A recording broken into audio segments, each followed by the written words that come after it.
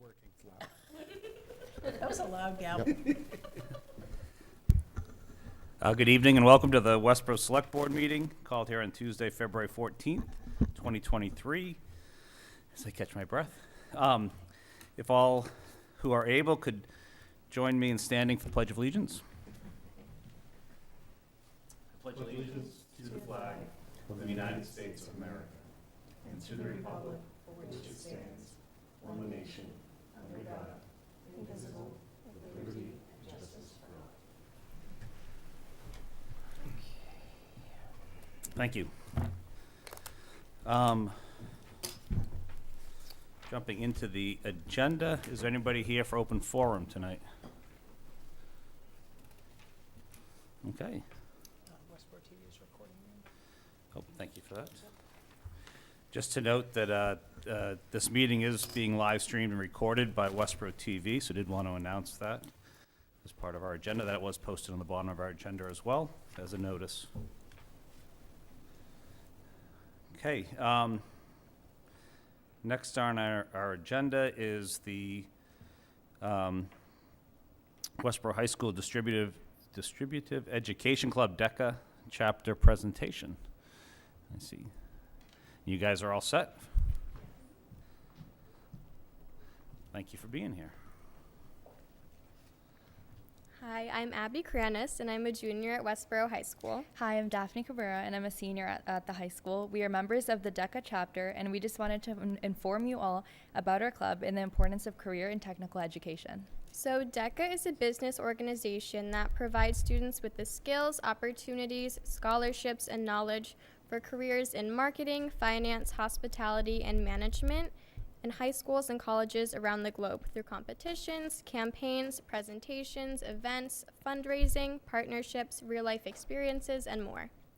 At Westborough High School, our club is a second-year chapter, but we have had a 200% increase in membership this year, which has made us the fourth biggest club in the school behind the class office and student council.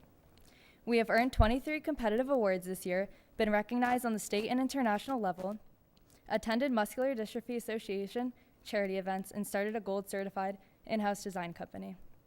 We have fundraised over $2,000 and built relationships. So there's a lot that students can gain from participating in DECA. For example, it can help students develop career skills, specifically in business and communications, such as leadership, problem solving, creativity, and critical thinking. It also allows us to practice communication, teamwork, and networking with dozens of colleges and students from across the state, country, and the world. And lastly, we are able to raise money for charities and sell sponsorships to local businesses. So Career and Technical Education Month is a public awareness campaign that takes place each February. Its purpose is to celebrate the value of CTE and the achievements and accomplishments of CTE programs across the country, such as business classes and clubs like DECA. So business education contributes heavily to and is so crucial to a thriving economy as it allows for informed decision-making and the necessary leadership skills.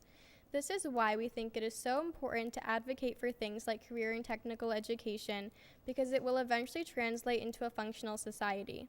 Also, it's important to consider that entrepreneurship is at the heart of the American economy, so individuals who are successful in their business practices will in turn create more jobs and improve productivity. This concept especially applies to local economies such as Westborough. Thank you for taking the time to hear about DECA and career and technical education. Does anybody have any questions regarding the DECA Club, our mission, or Career and Technical Education Month? Great, thank you very much. Very impressive. Good job. I'll open up to the board. Any questions? Yes. Shelby. So thank you so much. Really impressive, and congratulations for increasing your club membership size to the extent you have. That's great. I'm curious if you could give an example of one of the competitive awards you've won, like what it was and what it entailed, just briefly. Yeah, so this year at the district competition, my partner and I, we placed second in the category of marketing management.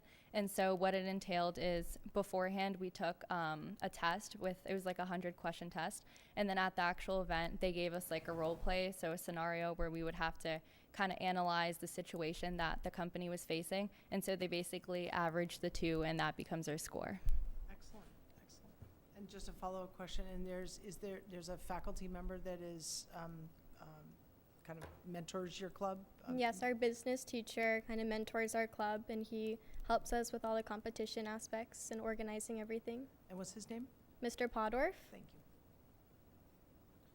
Sean? Yeah, and have you done anything, I guess, do you come out into the community and work with any local businesses, or is that part of the club? Right now we're actually working a lot on sponsorship sales, so we're going out to local businesses and offering them sponsorship deals with our chapter. So we will offer them some promotion or advertisement in exchange for funds to help support our chapter. Oh, cool. The town also has an economic development committee that has a lot of local business owners associated with it.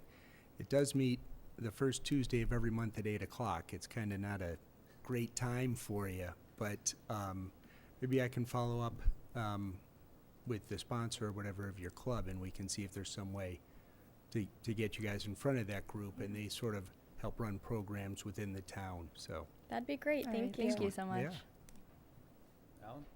Alan? Well, congratulations on the success with the awards and the growth of the chapter. And Sean took my question about working with local businesses and sponsorship, so it was good to hear that. Thank you, and congratulations, and keep up the good work. This is Thank great. you. Thank you. I was going to say, again, thank you, congratulations. I'm biased. My son was a member of DECA last year in the first year, so he enjoyed it and got to go to states. Unfortunately, didn't place in states, but are you guys, either of you going to states this year? Or? Yeah. That's Yeah. awesome. Most of our chapter is going to states. That's awesome. You'll have fun. Yeah. Make it to internationals too, okay?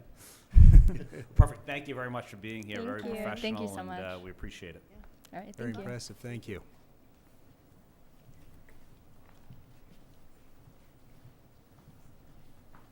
Okay. Next on our agenda is a hearing scheduled for 6:20, so I think we'll wait for that one.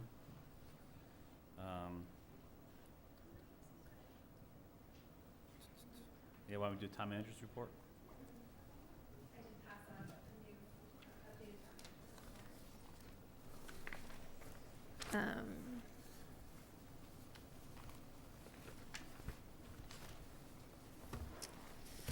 Sorry. So the first update is on the shelter that the state is proposing or working toward at the Sharp building at the Old State Hospital property. On February 8th, several department heads and members of our legislative delegation met with state officials to discuss the plans for the proposed shelter. State officials committed to regular meetings with town officials and the delegation. The state has indicated that we can expect approximately 20 families to be housed at this shelter beginning in May of 2023. Placement priorities would be for families with ties to the Westborough area to allow students to remain in their school systems. Massachusetts is a right to shelter state, meaning that DHCD is obligated to provide shelter to eligible families. To be considered eligible, families must meet a number of criteria, including Massachusetts residency and have at least one child under 21. We have received a lot of questions about the shelter, so we are working, our management analyst communications assistant is currently working on some informational materials that we can put out to the community. But just wanted to add to the town manager report some information that we received from the state. We know that there are the DHCD has had to house homeless individuals in some hotels and motels. So while they're seeking to expand their portfolio of more traditional shelter settings, the agency has needed to use hotels and motels more frequently given current immigration patterns, including 2 extended stays in Westborough. Since that is an undesirable option and it's not the first choice for families, they are looking for the shelter. The shelter that they're proposing is the Sharp building, which was formerly a Department of Youth Services facility. A portion of it is being renovated to operate as a permanent EA family shelter facility. The site would accommodate approximately 20 families, as I mentioned, pending completion of construction activities. They hire an entity to come in and manage the shelter, so families would receive robust case management and housing search services from SMOC, which is a local provider, including 24/7 on-site presence. And I know there's been questions about school-age children, so SMOC and the Department of Elementary and Secondary Education will work with the superintendent of Westborough Schools to enroll any school-age children not already enrolled in area schools. Homeless students have the right to remain enrolled in their school of origin and receive transportation, or immediately enroll in the school district where they're temporarily residing. I know we've talked before about the McKinney-Vento Homeless Assistance Act. Transportation costs for students living outside of their school district are shared between the district where the student is sheltered and the enrolled district, and these expenses are eligible for reimbursement through DESE. So we're going to work with the information that we have, and we're continuing to meet with the state to get some additional information to understand how we can understand next steps. So the Westborough parking license with the Congregational Church, following a vote of the board as recommended by the Library Board of Trustees, I sent a notice to the Congregational Church of Westborough advising them that the town would be terminating its lease with the church on April 1st. The church responded and asked that their letter that they sent be read into the record, and so I did say that I would do that. So, dear Ms. Williams, thank you for your letter of January 13th, 2023, notifying the Congregational Church of Westborough that the town of Westborough intends to terminate the consent to enter property agreement and license by and between the town of Westborough and the Congregational Church of Westborough effective April 1st, 2023. It has been, in our opinion, a mutually beneficial relationship and has spanned a period of 7 years. For that, we thank the town. During that time, while there have been instances of concern expressed by both the town and the church, it is not to be unexpected when facilities such as this are shared by separate groups. We believe that they were undertaken in the spirit of goodwill among neighbors and that the sharing of the space did not involve undue stress or concern by either. It is important to note the concerns expressed by the church were related strictly to the proposed library renovation project and not to daily use of the parking lot by library patrons or personnel. It is also understood by us that an agreement that has withstood the test of time over the past 7 years may require adjustments in order to continue the relationship. Should the select board wish to discuss a similar arrangement for library parking at the church at some point in the future, the Board of Trustees would always be open to such discussions. The Board of Trustees thanks the Select Board for the extended notice of the termination of the parking lot agreement. As a result of your notification, effective April 1st, 2023, the church parking lot will no longer be available for library employees and patrons. The church respectfully requests that library employees and patrons be notified of the future need to use alternative parking for library visits. And that's signed by Bob Peterson, co-chair of the Board of Trustees. On January 12th, the town was notified that the action plan under the MBTA, the multifamily zoning requirement for MBTA communities was approved. So on January 27th, we did receive that notice from DHCD that the action plan was approved and the town has achieved interim compliance. Our delegation reached out to make us the town aware of a statewide commission to investigate and study the promotion and celebration of the 250th anniversary of the American Revolution. Events will primarily be taking place in 2025 and 2026. I plan to reach out to the Spirit Committee and others to plan a celebration with community partners. 187 Turnpike Road, the McGovern Auto Group settled with the state for the removal of the agricultural restriction on 187 Turnpike Road, the former Green Thumb property. The payment to the state was $1.7 million, and the removal of the restriction was recorded last Friday. For under community development, in January, Grossman Development Group acquired Bay State Commons, and the Economic Development Committee staff have been in contact with them to offer support in realizing DG's vision for the shopping center. They're tentatively scheduled for a business one-stop meeting in March. Under conservation, there are several projects listed under construction, including the West Park Drive MassWorks grant project. The Hakamaka Plan Reuse Committee, our new conservation agent has been sworn in for both that committee as well as the ATSC. They're also reviewing next steps with the DCR land grant program coordinator related to the Zero Ruggles or Breen Road. In the Department of Public Works, the DPW welcomed Darian Casus to our highway team.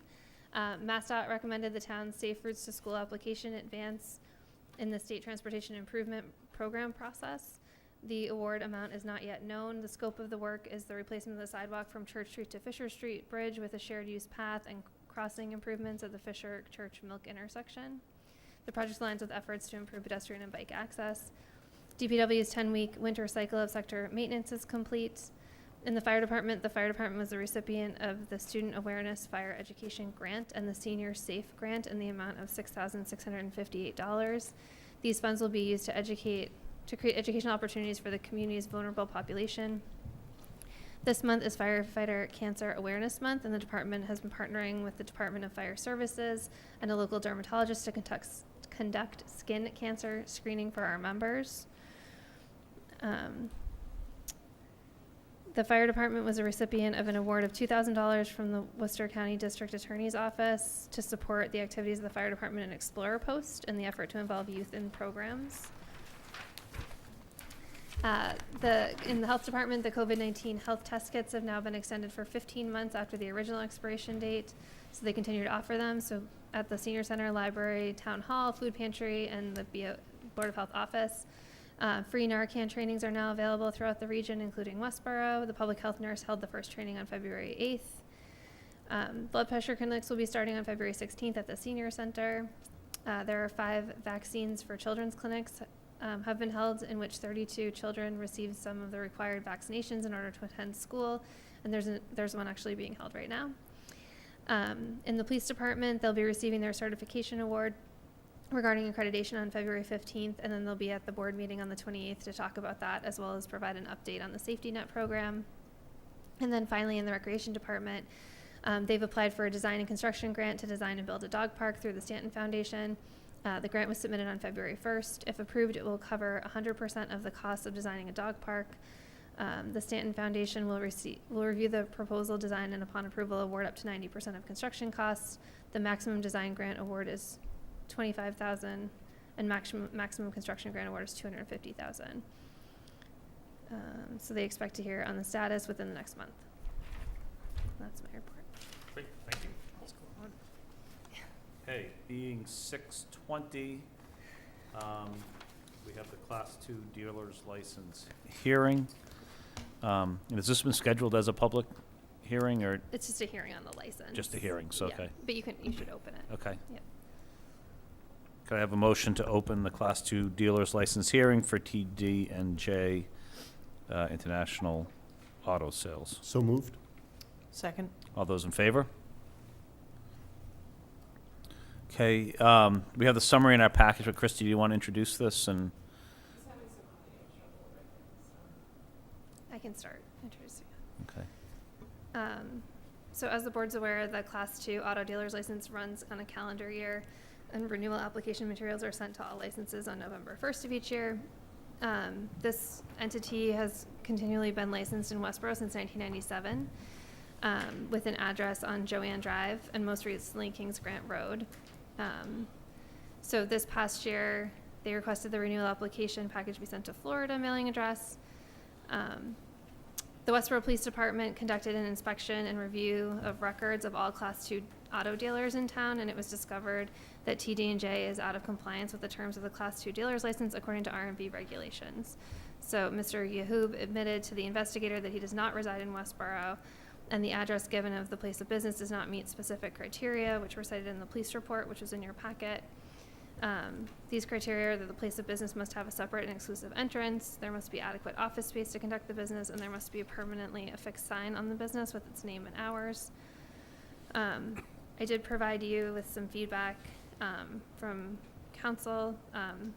We did ask him to attend this meeting. We've not provided a formal notice about potential suspension or revocation of the license. This is really more of an investigative conference for the board to understand his intentions with the license and how he currently uses the license. Great. Are we still?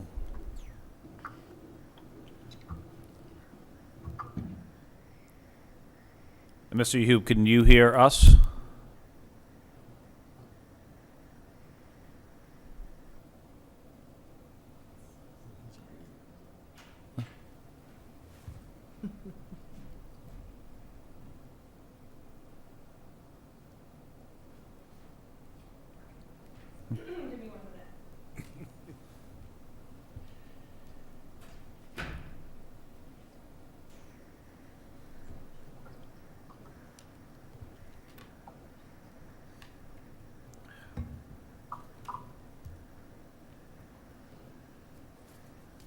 I can add that I did receive a question as to whether or not the zoning allows for the home office use at Kings Grant Road.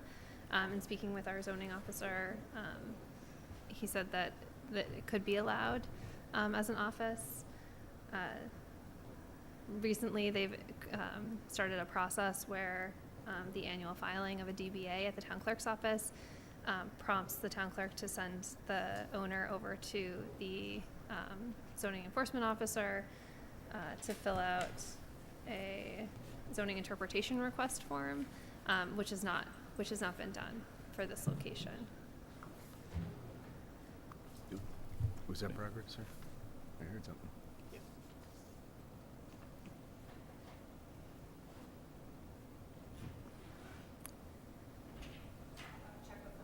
Okay. Mr. Hoop, can you hear us? Oops. Are you able to hear us?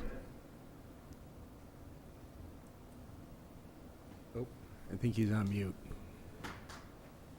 Oh, yes, finally, thank you. Yep, I was on mute. Okay. I'm new at this. No problem. All right. Thank you. Sorry for the technical difficulties here. Were you able to hear the introduction that the town manager gave, or? No, I just like a minute ago, I finally clicked in. Okay. Well, she kind of introduced the situation that we're in regards to your request for a renewal of your Class 2 autos dealer's license, and this is, this is a hearing. It's kind of an informational hearing, investigative hearing for us as the board to ask some questions. But I think we got the background of the ownership period of your license since 1997, formerly at Joanne Drive and most recently Kings Grant Road.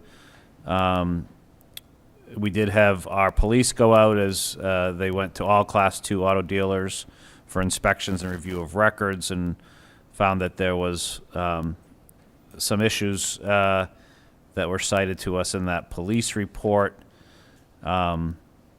So I'm going to open it up to the board for questions, or actually I'll start, maybe Mr. Hube, with you. Anything that you'd like to say to kind of introduce this, or do you just want to have us start with questions from the board?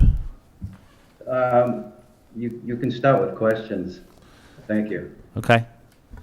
Anybody want to start? Alan? My first question is, the business currently active? Yes. So, okay. Well, actually, let me explain a few things that it may clarify. What I do is buy cars upon request from someone in Belgium, and I sell the car to, I buy the car, ship the car to Belgium, and then it goes to Africa. I do not touch the car. I buy the car at an auction. It gets towed to the vessel that ships it. If it cannot drive, I do not buy it because it has to be able to drive on the ship and off the ship. There's actually a 6-hour difference in time, and that's why the board granted me not to have, it wasn't necessary to have an office. I could work from home. No signs, no repairs on the premises, no dealer plates. Most of the general requirements are not applicable to me, and that was part of the agreement from the town board when they approved it, that I do not have any type of sign, hours, people in and out, things of that sort. I sold my house. I'm getting separated, so we had to sell the house in Westborough. I do not have a residence right now. My son, the address that I have is my son's father-in-law, and my son would like to try to continue the business when I give it up, and his father-in-law when he retires. So that's all, I'm not sure, that's all unclear, but that's where I stand right now.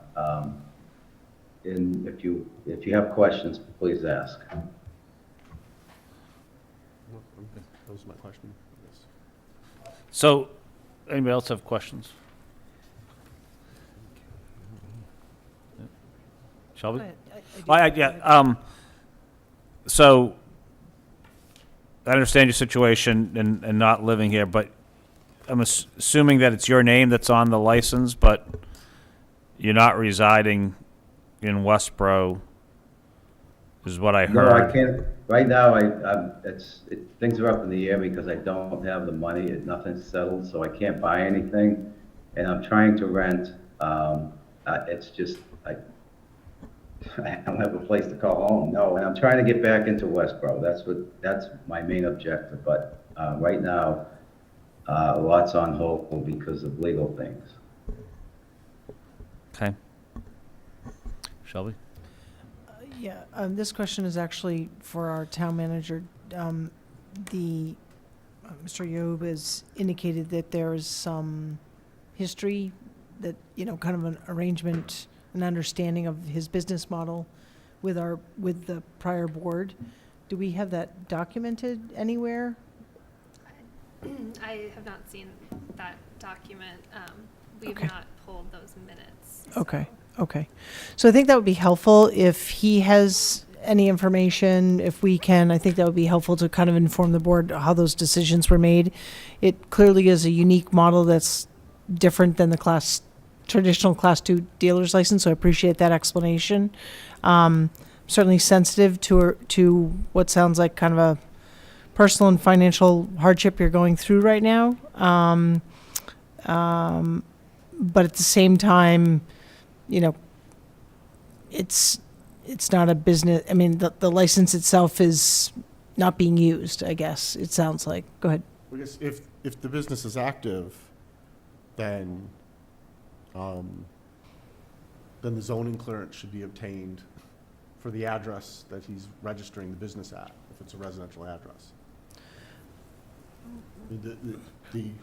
From the police report, the property owners weren't fully clear that the business was registered to that address. Right.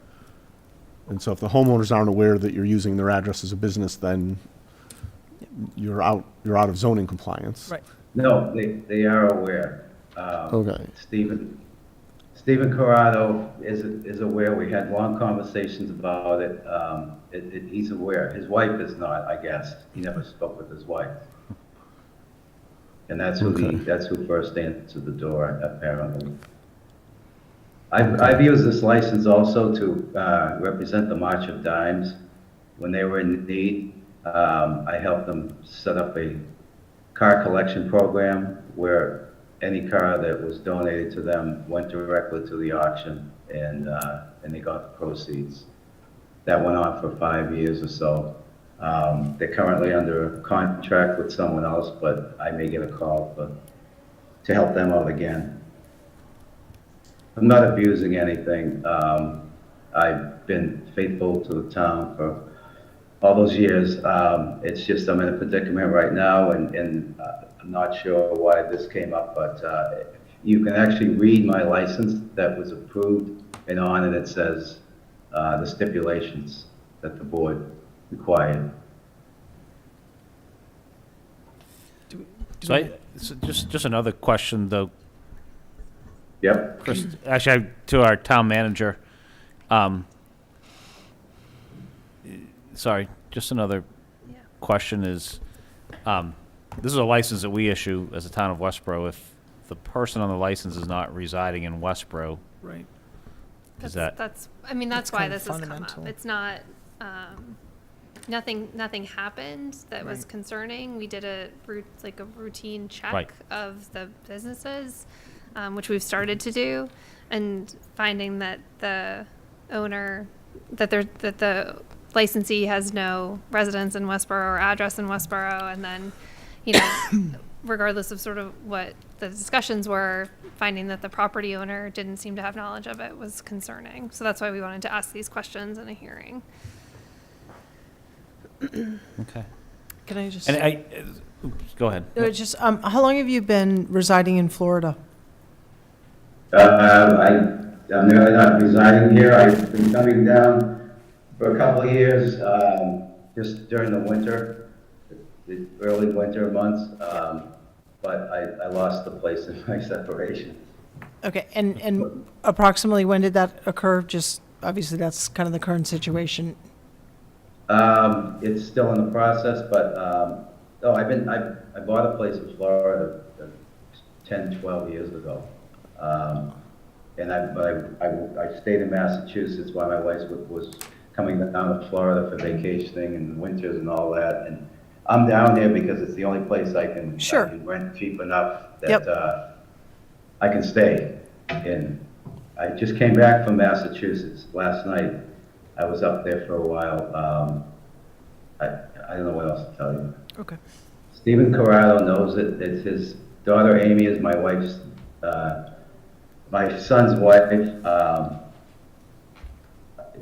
don't know what else to tell you. Yeah. And I guess my just follow-up is probably hard to say, but is there sort of an end in sight for resolution to your return? Yes, well, this state of Massachusetts has a law that you have to be separated, live apart for 18 months before you can apply for a divorce. And it's been 18 months, so I'm going to start the process to apply for divorce. And once it's settled, the money will be distributed, and then I can do something. Right now, my hands are tied. Understood. Thank you. And I'm sorry you have to have this conversation publicly. No, I'm just being honest with you. No, and I appreciate that. Just one follow-up question on my part. So I assume with this license that you're still active in this business. So are you still doing? I mean, you're looking for the Class 2, but I mean you're in Florida now. But are you still actively running the business? Yes, I'm still actively running the business. I have the insurance. I have everything.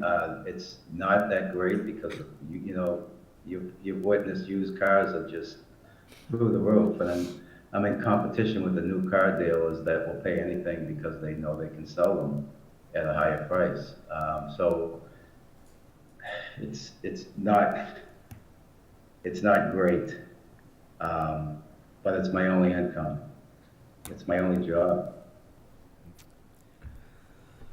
Okay. Other questions from the board? Yeah, I think we need to review the prior application and sort of what the stipulations were. I mean, I'm perfectly fine if Mr. Yahoob never actually takes possession of these cars. I think that's sort of, Right. you know, Well, I would like to see the zoning process completed. Yep. And filing for that determination.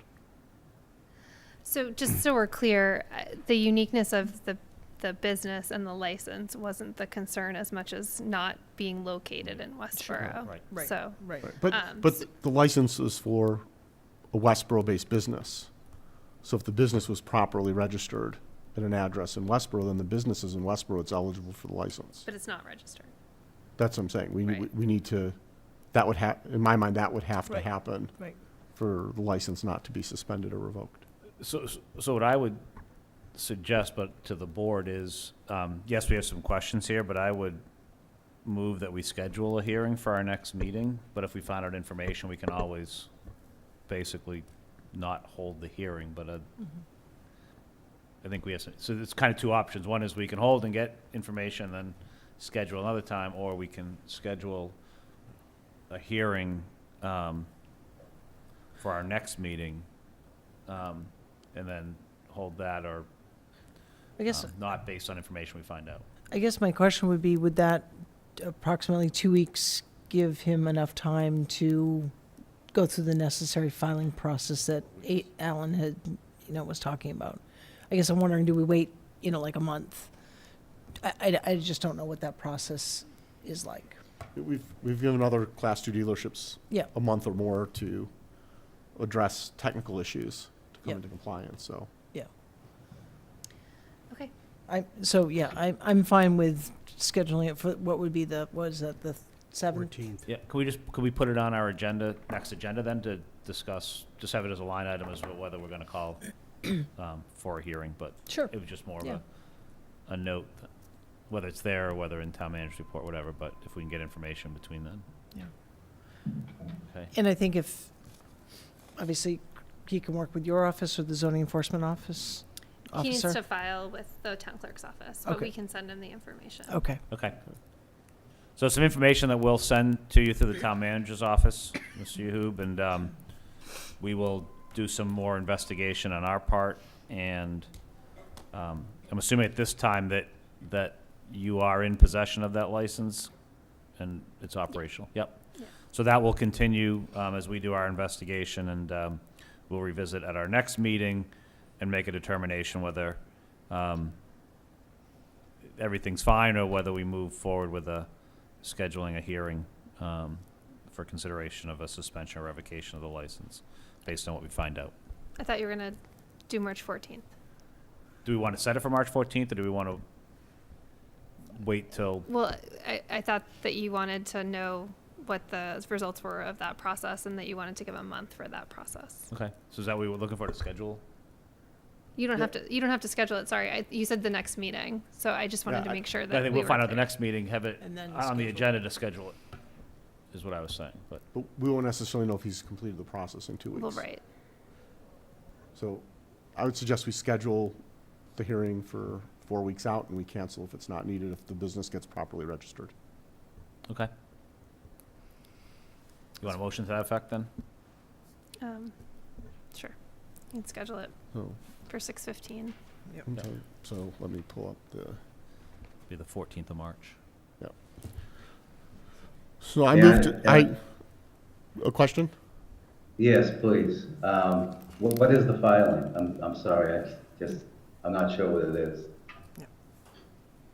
What did he say? What is the filing? The zoning filing. You have to register for a DBA, and you have to register with our town clerk's office for your business. So we'll just send that to you.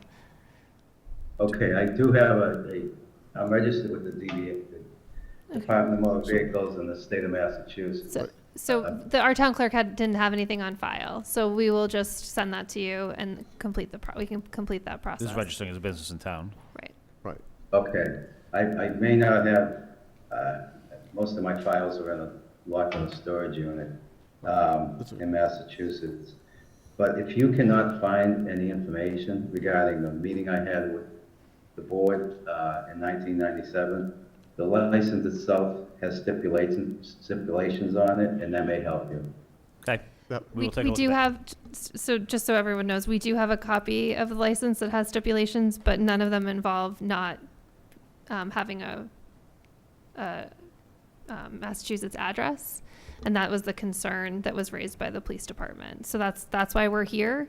But we do have stipulations on the license. Okay, thank you. Okay. Okay.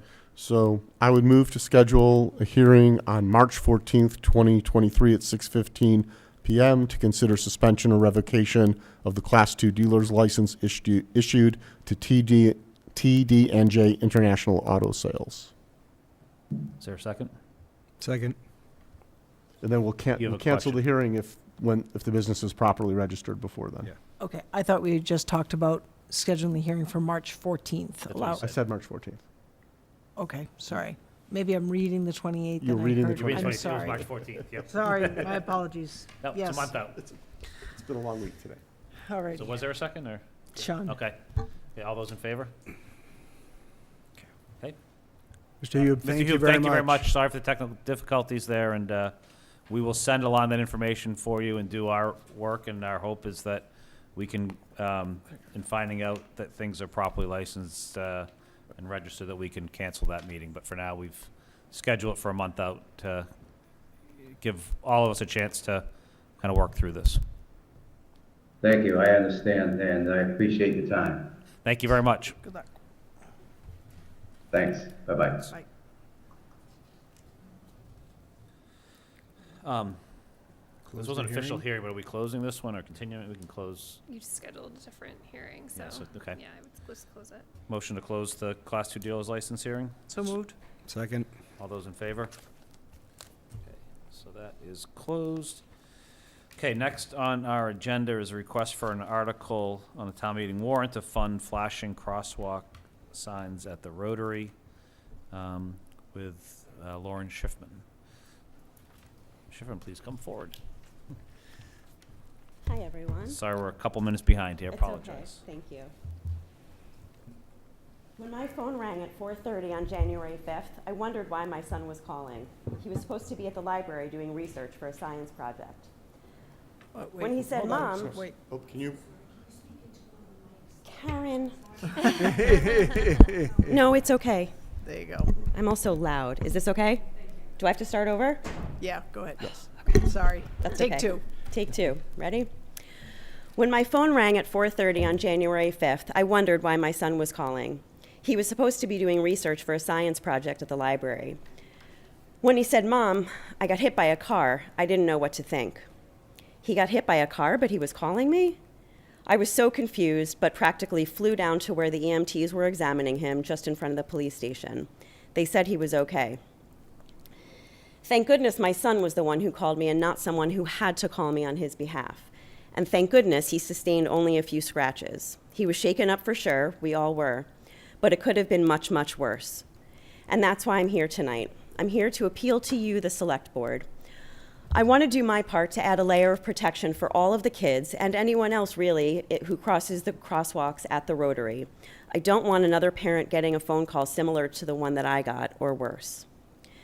I've had several discussions with Christy Williams, attended an ATSC meeting last month, and have reviewed the Rotary safety audit, which indicates that, and I quote, "The most commonly reported driver contributing factors in the 69 reported crashes between 2012 and 2014 were either failure to yield the right-of-way or inattention.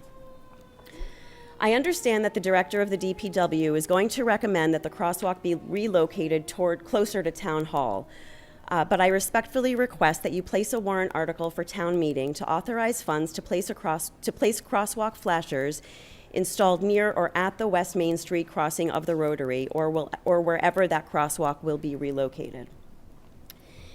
In the ATSC committee meeting, a member of the DPW indicated that it would cost between $6,000 and $7,000 per flasher, $12,000 to $14,000 per set, plus some installation costs. It's worth noting, too, that some of the members of the ATSC are in support of this article.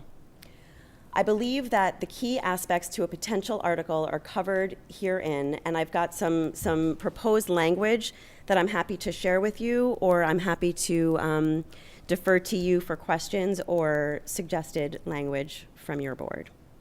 Great, thank you. Open up to any questions from the board? And thank you for coming forward, and appreciate that, and Thank very you for- happy that your son only had minor injuries, but it's, Me too. Thank you. Yeah, so just, I think, did you want to say?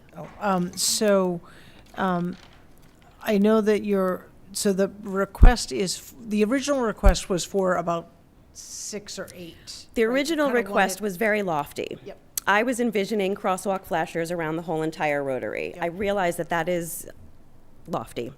And after several conversations and the meetings, I decided collectively that it made more sense to have the flashers at the crossing at West Main Street, where, again, whether it's at the Rotary or closer to Town Hall, because that's the only crossing at the Rotary that doesn't have an island in the middle of the street for someone to stop in case there is oncoming traffic.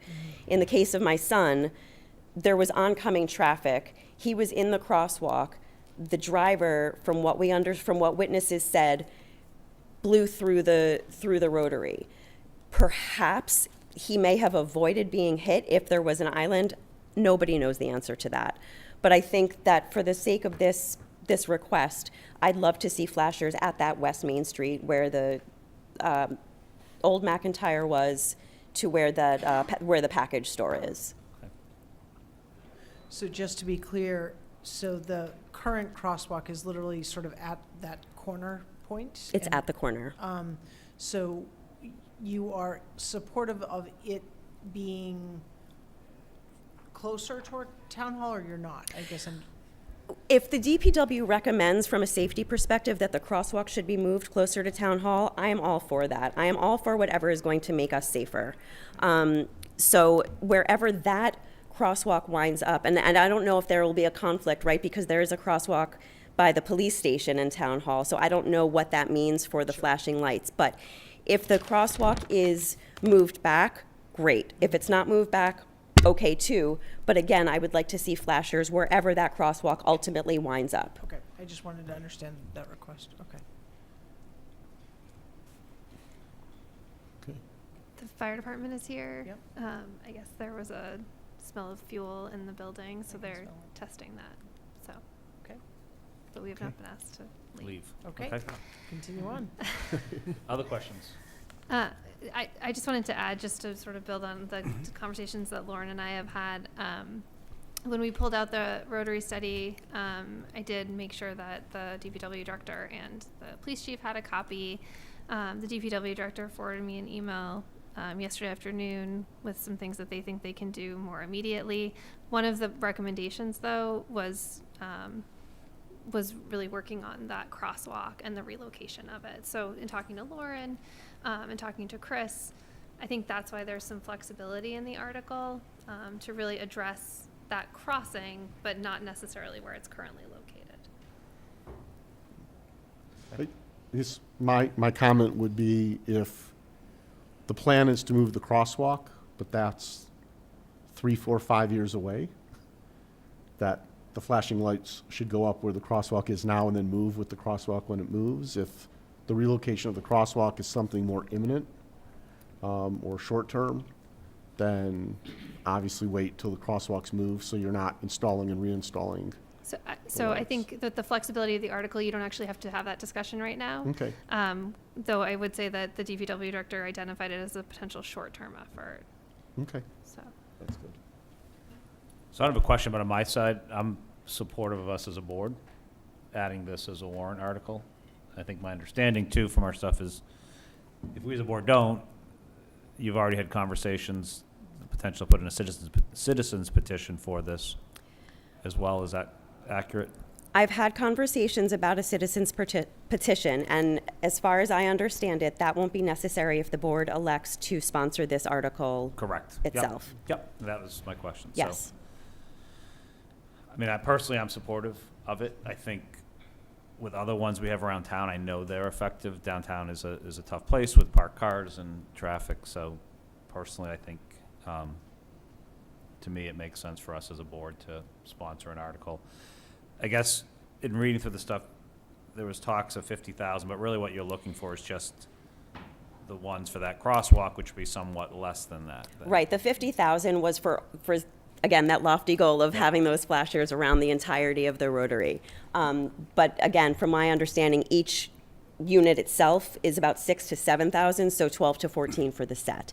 And I also understand that they can be moved. So if in fact the crosswalk, if in fact they are a temporary solution now for the crosswalk where it is, and the crosswalk moves 3 to 5 years from now, they can be moved with the crosswalk or utilized elsewhere in town where they might be needed. Okay. 'Cause there's, And we've seen that happen yeah, already. they're solar Yeah. powered, so. Yeah, no. Yeah, I guess I had a question for us. So in looking at the safety study, there were changes made after that study. I know that was sort of the impetus for moving some of the parking spaces and things of that nature. Another item that was mentioned, and there was a list and rated low, medium, high. One was removing the crosswalks that cut through the Rotary. yeah, so I think this is a different agenda item because now that the DPW director has had a chance to look through it, that's also on one of his short-term lists. But because it's really a different conversation that we're having, I think there's a lot. What we found in sort of reviewing the study is that there's some short-term things that we can do. So I think that we should have Chris come back at a subsequent meeting to talk about that. Separate and distinct from this. Yeah. Right. Yep. Are we talking after town meeting or? Yeah. I guess it would be up to you. Well, I mean, and I guess you know, I'm for funding, Oh, you're this. saying that you're But asking if the then article is, should I be guess- should be more money. I mean, does it make sense for us to just do that one intersection and then not evaluate?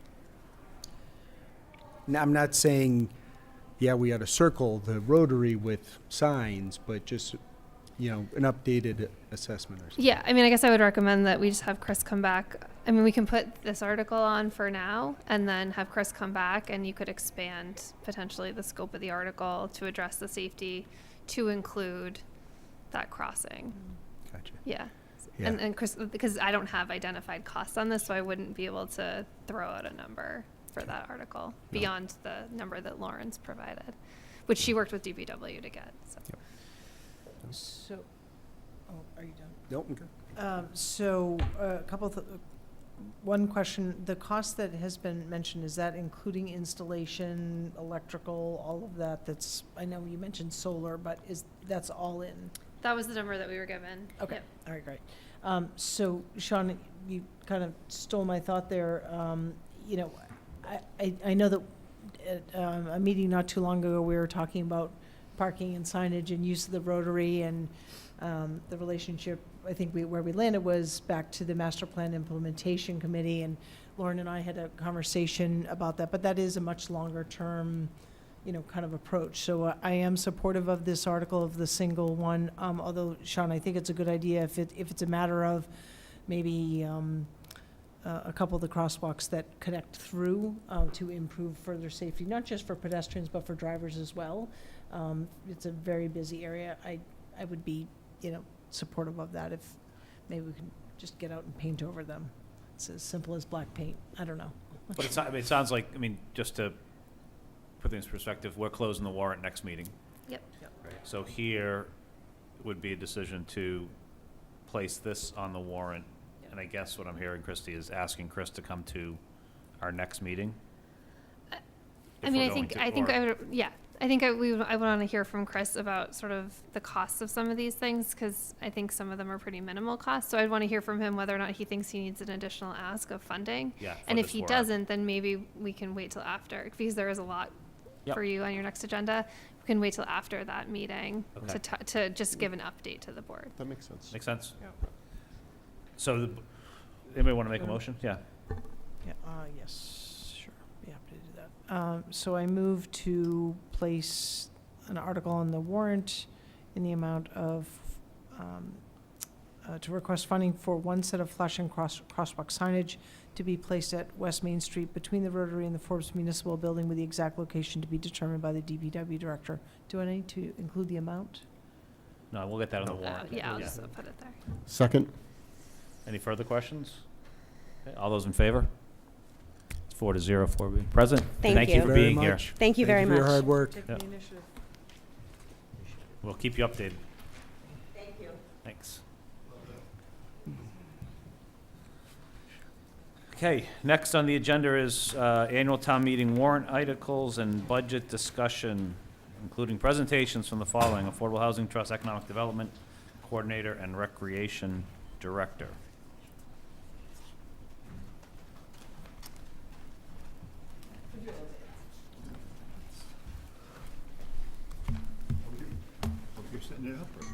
So Christie, anything you want to introduce, or we just want to go right into Affordable Housing Trust, or?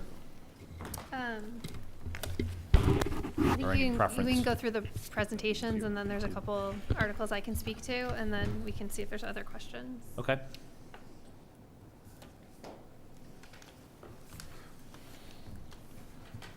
Okay, I'll let you, you speak, I drive. Okay, sounds good. Just in reference to the last speaker, who did a very good job. We had a former town police officer, chief, who once said that he believed the Rotary in Westborough was the gateway to Metro West. And I think, unfortunately, that still stands.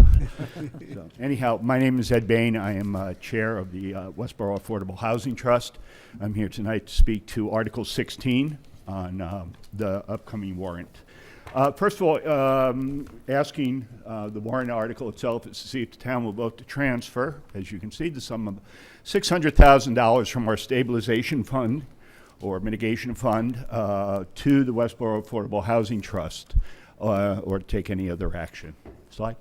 Okay, as you probably are aware, Pulte Homes of New England was granted a special license or permit for the Chauncey Lake development in 2018, September of 2018, by the Planning Board. The permit includes mitigation to either, as part of that special permit, to either build 25 units of affordable housing within 3 years or pay the town $1.4 million to be used for the construction of affordable housing. Okay, the schedule for that mitigation was 3 years with $400,000, and then afterwards $200,000 annually for 5 years if the construction was ahead of schedule and any balance due before the town will issue the building permit for the final building. In other words, we'll hold up the CO for those buildings if they're not paid. And per the special permit, quote unquote, the money will be designated for the construction of affordable housing and must be deposited in a separate town account established for this purpose. So we do have a separate account, stabilization fund, in which that money is transferred as Pulte releases it. So Pulte did choose to pay the mitigation. Town has received $600,000 to date, and the funds are in the stabilization fund. And what we're asking for per Article 16 at town meeting is to have that $600,000 transferred to the town's affordable housing trust, Westborough Affordable Housing Trust, and the trust will hold those funds for affordable housing construction in general. So, next. So basically, Alan did meet before the planning board, and they voted the other night to support this 4-0, as you can see. And of course, we will make a statement very similar. We'll probably use these same slides or similar slides to make a presentation at town meeting and answer questions as necessary. And basically, we are asking for your support for this transfer. Please. Any questions? Great. I just wanted to make a comment. We received some questions about the shelter, which is up next to the Pulte project. And one of the questions was, is Article 16 a funding mechanism for the shelter? So I think it's clear from your presentation, but just for the public, Article 16 has nothing to do with the shelter. The town is not financing anything to do with the shelter. The money is coming from Pulte, as Ed said, because of a permit issued years ago for that project. Right. And if I can also may add, I didn't mention before, this does not affect taxes in any way. It's, once again, I don't want to say quite housekeeping, but it's a transfer of funds from one fund to another that allows the Affordable Housing Trust the flexibility to proceed with our activities. And meets the town's obligations Yes. under the special permit. The towns receive funds, but it's not in a separate account designated specifically for affordable housing, as required by the permit. Right, which is because we didn't have the Affordable Housing Trust set up. Back in Set the- up. Right, not yet. Yeah. And That's this, where it comes down to a housekeeping thing. That this would Yeah. have- Wow, yes. yeah. Okay. That answered my question right there, so thank you. Yeah, I would just, one note, I know we'll be talking, I think, about multiple stabilization funds on town meeting floor, because this is totally separate than the town's stabilization fund, right? So you may want to specifically reference the name Thank you. Mitigation of the stabilization. stabilization fund. It's the technical name of this fund is Stabilization Fund, open parenthesis, mitigation, close parenthesis. And it's a general stabilization fund for potentially any mitigation paid to the town through the planning board and permitting or zoning board Could happen process. for some other situation if there was a special permit. Yep. So this is just really moving it to where it's intended to be based on the permit and for you Yeah. to allow. So you- that so that it can be used for the purpose for which it was, identified. So I fully support this. I just have a question. I should know the answer. I don't. But when you get the funds in the Affordable Housing Trust, are those funds in interest-bearing account, investment account? It's, Yeah, they're managed by the, by the town collector treasurer, Okay. along with other town Town funds. We do get statements periodically from a town finance director giving us, current balances, expenses. We track our expenses. but And because legally it is a trust fund, Right. the money can be invested within state guidelines. Yeah. And so the majority of our funds right now are invested in accounts intended to generate earnings, Yep, right, interest and dividends. Some is kept in cash so that we can respond Yep. and operate on a month-to-month basis. Perfect. That was just my question. That makes total sense, and I'm actually happy it's doing that. So, perfect. Other questions or comments? Nope. Thank you very much. Sounds like we're fully supportive here. Okay. Thank you very much. No, we'll do that in our things. Yeah. Thank you, Mr. Bain. Okay. Economic development. They're coming after you.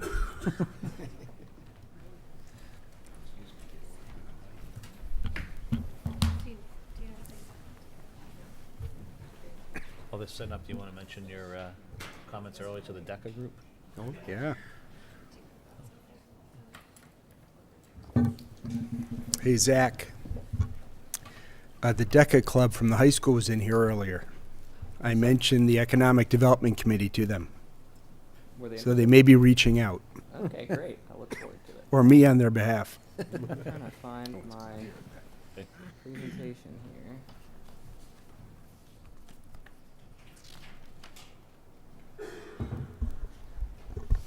Great. Zach Pounder, Economic Development Coordinator. Thank you to the board for having me tonight to present on Article 8, which is an article related to the EDC's Business Assistance Grant Program. So that we know we're on the same page, this article would transfer from free cash $60,000 to provide funding for small business grants, which have been issued by the Economic Development Committee through the Business Assistance Grant Program. Previously, the EDC's grant making was funded through a revolving account where billboard fees were collected by the town and had been deposited.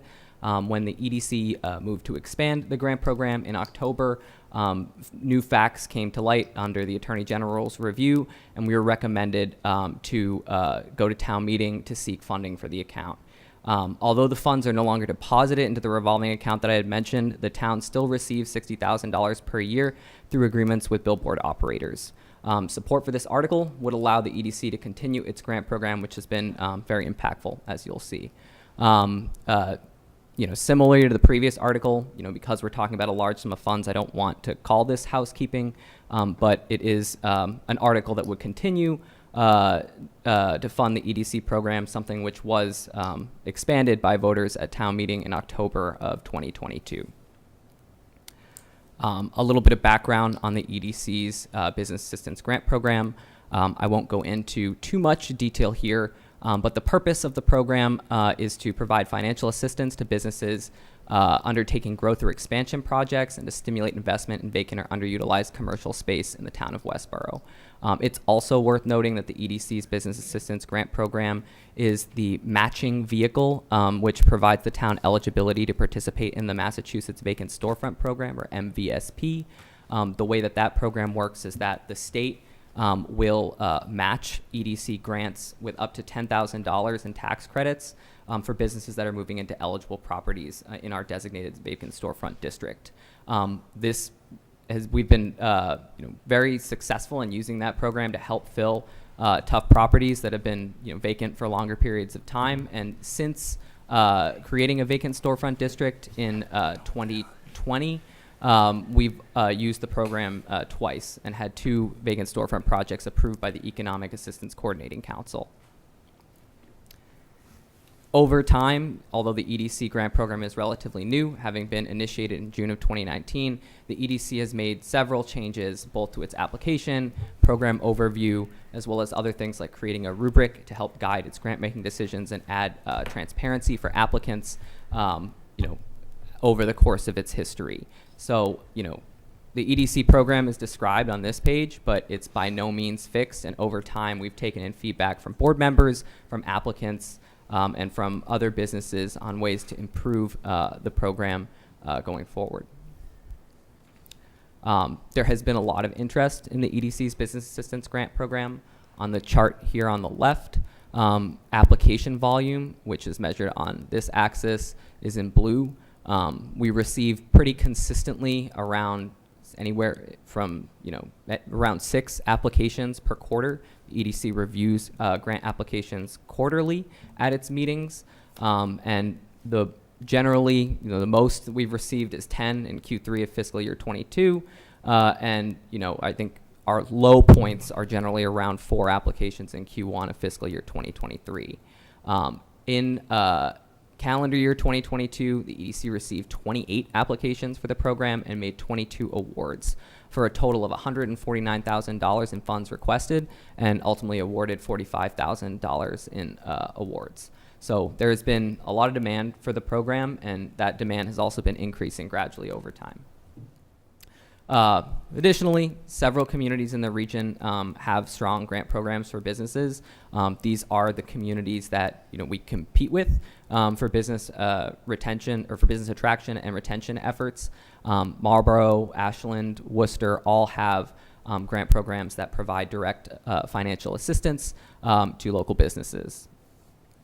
And then furthermore, many of our local businesses, both new and existing across a variety of industries, have benefited from the EDC's grant making. So on here are a bunch of logos from some of the businesses in the past year that have received awards. As you'll see, we span a ton of industries, different sizes of businesses, new businesses, more familiar faces, and others.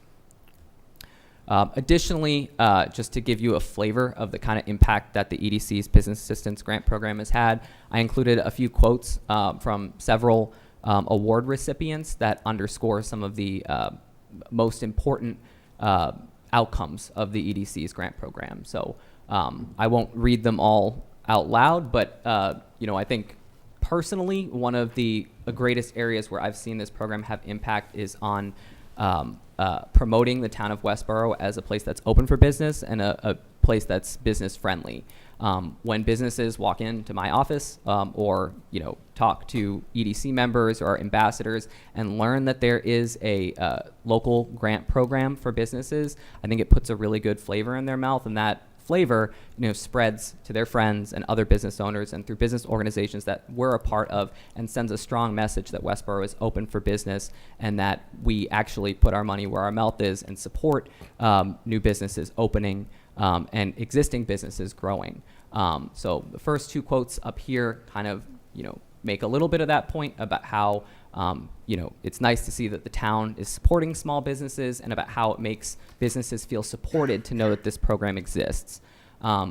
Additionally, as I had mentioned earlier, the program is an unlock for our participation in the Massachusetts Vacant Storefronts program. So having a local grant program impacts our eligibility to receive, or impacts our eligibility to provide tax credits to businesses for filling difficult spaces. And then additionally, it's been, I think, really impactful in helping new businesses get started and new businesses find their financial footing as they're exploring brick and mortar retail or new offices or new expansion projects in the town.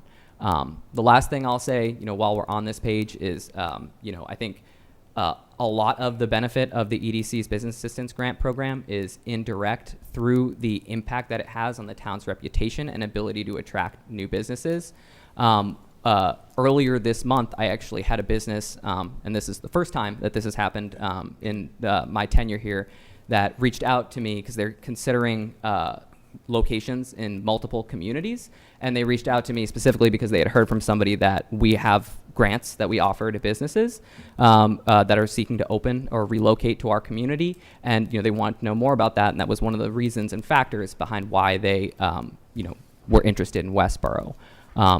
With that, I will pause. I know I went through those slides relatively quickly for any questions or comments from the board.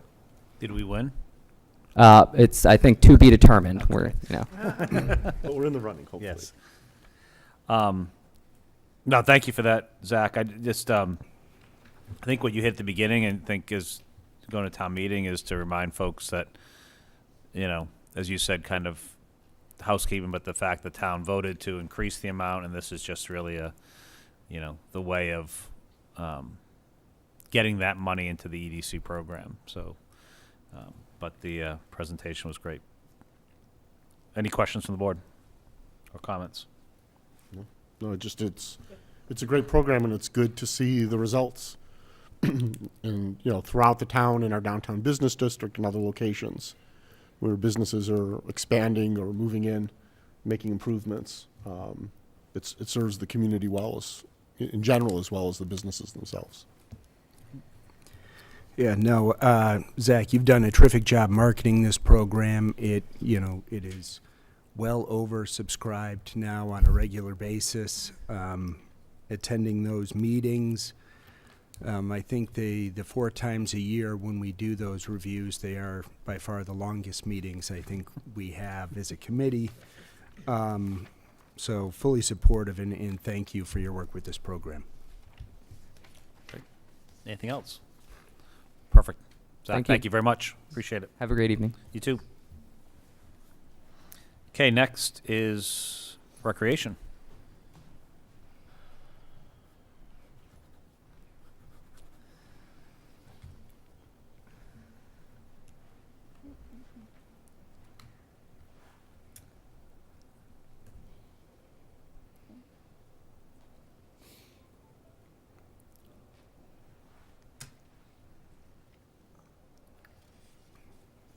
How come you can't see what I see? Do you see on this door? Is it just supposed to show up front? F8.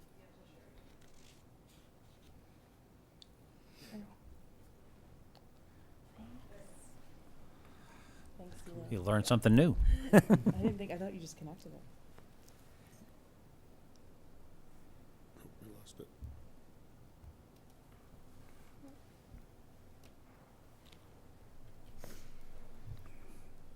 Hit F8 again.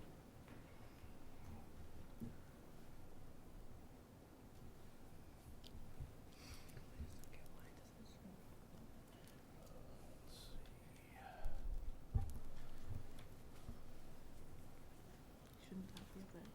Oh, it should be. It's extending the screen, not. Yeah. Oh, so do you have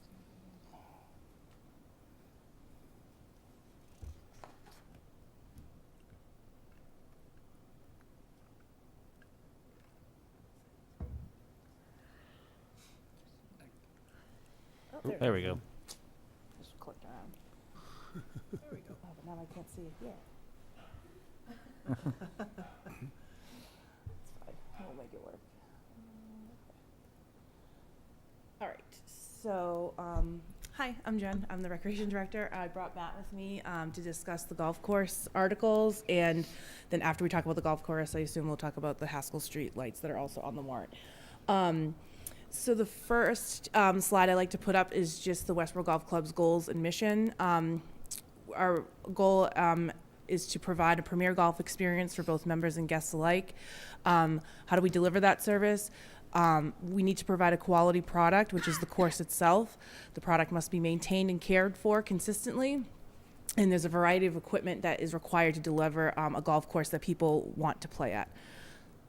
So the ask here is for $50,000 to be transferred from our retained earnings for a 2022 utility tractor. The current tractor that we have is 30 years old. This tractor is an essential piece of equipment for the golf course. The tractor is used for a variety of different jobs, from removing debris, loading materials, snow removal, should it snow, and a variety of other things that our superintendent has to do to keep the course in the shape that it is.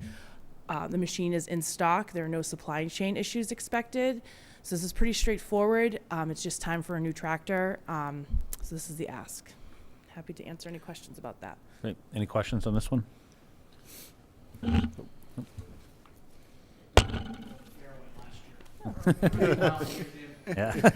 Like a new decoration. Yes.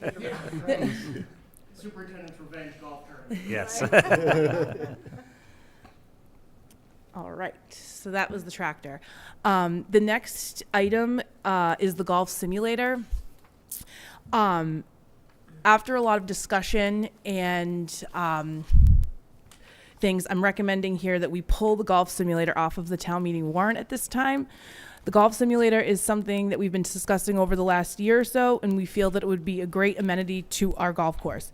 It would be a great way to program a space that sits idle for about 2 to 3 months out of the year. It would offer endless opportunities for programs and services that we would be able to offer both members and guests alike.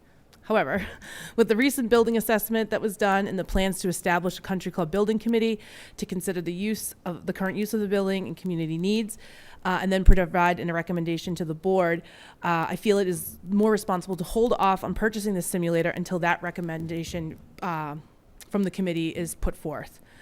While I'm not recommending that we move forward with the purchase of a simulator at this time, I do want to assure everyone that the building assessment, the decision not to move forward with an RFP right now, and forming the country club building committee will not impact the golf season. The pro shop will still be open, and we will plan to operate as normal. So, any questions? Perfect. And Matt, I don't know if you have anything to add to that. Yeah, You can come up. I mean, the simulator is going to be, I think it's a great thing for us to be able to use, not only in the winter, but all year. You know, rainy days, now we have a revenue generator, club fittings, a lot of ways to drive revenue. And with that space, it's not a fiction, it's not functional, the lack of any food and beverage. It's better to put it off till we know exactly what we're going to have. But I think it's a great move down the line. I think it's a definite good move. Questions? Any questions on that? I would just, so I appreciate the thoughtfulness in holding off on the golf simulator. So I think that it will be important as part of the reuse committee to provide that input, sort of what is that vision, how would it be used, so that as I'm sure you do. So that'll be important information for that committee to hear. So I think I like the innovation and the creativity and a way to draw people in and use the club and its facilities on a longer term basis. So Well, it's a lot of potential there. Yep, great. All right, we can move on to the lights. By the way, I just also want to add phenomenal numbers of increase of play and so hopefully We've got continue to see some that. bigger plans this year. It's great. It's great. With some junior programs and I don't know if you've heard, but I'm starting a golf in schools program at the elementary and middle schools. Actually, you want to, Come up. do you want to talk, just so people Yeah. we can hear you fine. But Yeah, I'm starting a golf in schools program at the elementary and middle schools. I received a grant from the New England PGA to pay for some new snag equipment, start new at golf. It's I actually just did a show today with Paul McGraw on Westborough TV, and we'll be talking about all that. But I already met with the gym teachers. I wrote them a curriculum, so I'll be working with them to start there. And then I'll also be using the snag stuff around the course all summer. I'm going to have on the putting green some kids' holes set up so that's free of charge that the kids can come up and chip to and just gives the kids something to do out there on the golf course. So got a lot of good things coming on junior golf this year. Awesome, thank you. Thanks, Matt. I might need to use those too. I've seen my game, so yeah. Left-handed, right-handed. The cup is this big. Yeah, Have a windmill. yes. It's actually all Velcro. So the hole is that big by that Oh, wide and it's Velcro sign me- that sticks to it. Sign me up. Okay. The next article that we have is the Haskell Tennis and Basketball Court Light Project. A little history on the lights here. We're seeking $10,000 to help fund the replacement of the Haskell Street Tennis Court lights. We want to replace the current lights with LED, with energy-efficient LED lights. Current lights are over 30 years old. 2 of the lights are out currently, and the others are on borrowed time. So we feel it makes the most sense to replace all of the lights now instead of kind of doing it piecemeal. This next chart here is just some comparisons between the existing system. You can see that right now we're using over 1,000 watts of power. With the new energy efficient LED lights, we would significantly reduce that. We would also have an annual savings on our electric bill of about $2,700. A couple of notes that came up at the Advisory Finance Committee meeting when I was there last week. We've never had a complaint from a neighbor. The lights have been up for 30 years. We get complaints when the lights don't come on when they're supposed to. They're on a timer right now. We update the timer depending on the season. Like right now, they come on about 5 o'clock. They go off at 10. In the summer, they can go on a little bit later because obviously it stays light out longer. Another question that came up at Advisory Finance Committee was about solar and looking into that. At the time, I hadn't looked into it, but between yesterday and today, I did reach out to our rep at Gray Bar, where we purchase our materials from, and our rep at National Grid, and both agreed that solar for this type of project is not feasible. It just requires way too much power. It's not like a street light where the lights are pretty dim. The amount of solar energy that you would need would just not be feasible for a project like this. So we're seeking, this is just kind of a breakdown of the costs, parts and supplies, over $14,000. We would need to rent a bucket truck. DPW has one, but it is not, it's about access. We need a different kind of lift, and DPW does not have that capability. So we would need to rent a bucket truck to do the work.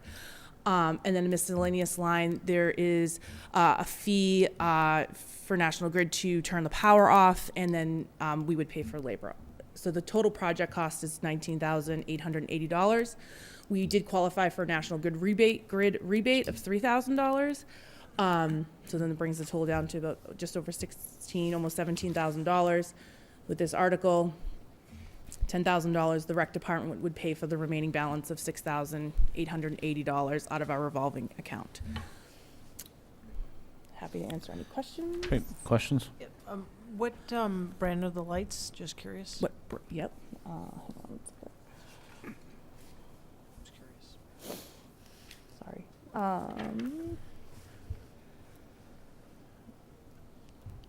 mean, I know Musco is a big name, and Yeah, so that's, I think, we would go through Gray Bar, and I have, hold on. you can get back to me. I have it here. My support is not Yeah. on the brand. Oh, here it It's a is. curiosity. Yeah. Yeah, it doesn't say, it just says outdoor sport floodlight. I'll get back to you on a Okay, brand yeah. name. Yeah, sure. So long as it's not Jeff's homemade discount. Right. lights, Yeah, then- no. I mean, Musco is a really trusted name. It's one that they've done a lot of work on fields and courts, and I'm just curious. Yeah, this quote, I don't make any money if they're installed. I know a lot of people work for companies that install it. yeah. So, This quote came from Gray Bar. Our town electrician helped me put it together, so I'm Yeah. sure it's, and so we're actually going to install them. yes, our Okay. town electrician can do the work. And so that labor piece would be if there's any kind of overtime, if if there's a big other DPW project that he can't fit into his regular hours, we just built in a little bit of money for the rec department to pay overtime. Okay. And do we compare if someone else installs them? I'm just curious. We have not. I can, but I would assume that hiring an outside electrician would be pretty costly versus using our own. Some are my personal experience. And this, just so I understand too, this is just replacing the light fixtures themselves. Poles are in good shape. Poles are fine. Yep, it's just Okay. the fixtures, exactly. Mhm. Perfect. Other questions?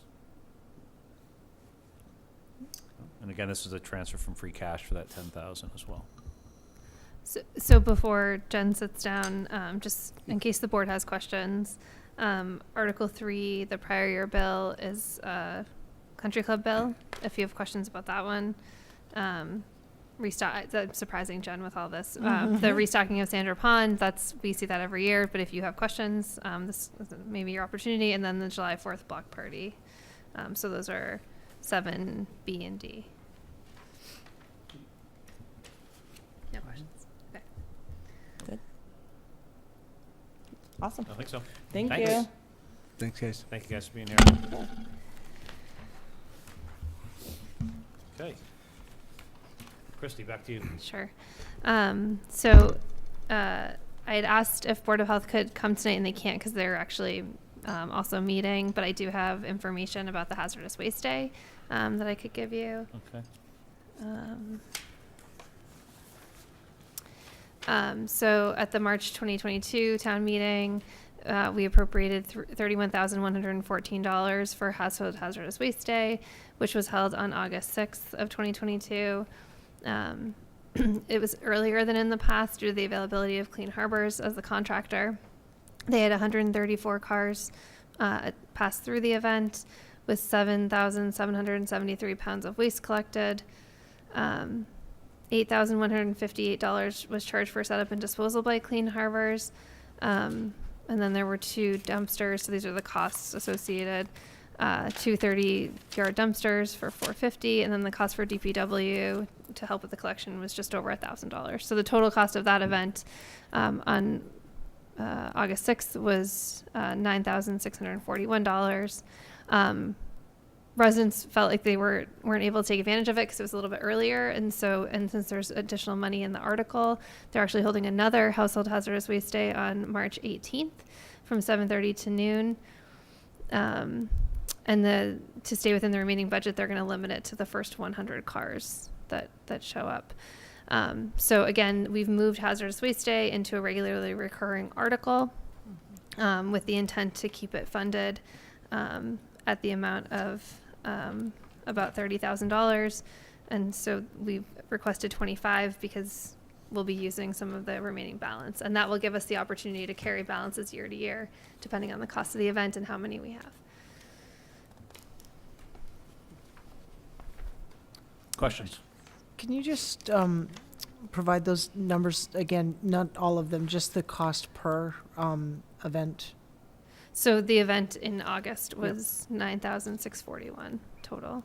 Okay. So that pays for the dumpsters, the DPW, and Clean Harbors. Okay. So would it be anticipated that we would then we would still just have 2 and then carry over the balance? Is that each year? At that rate, I guess I'm just my understanding is that we've typically only held 1. Right. So they're going to hold 2, and then they'll just see how many they can fit, because it depends on how many people come, because the disposal cost for Clean Harbors is really the driving I think the cost. complaint varies. Yeah. Yeah, I think the complaint we got was we held it earlier, so a lot of people couldn't take advantage of it. So I think that number is lower than what it normally is Typically. in terms of what we do. So that's why the second one, but it could be that There spend it in certainly one. is flexibility in the article to hold multiple or 1, depending on the need or the interest. I do wonder, sound bad because it's hazardous waste and it shouldn't be going to the landfill, but with the landfill closing, whether there'll be more demand for hazardous waste day. Right. Hopefully people aren't throwing hazardous waste at the landfill, but.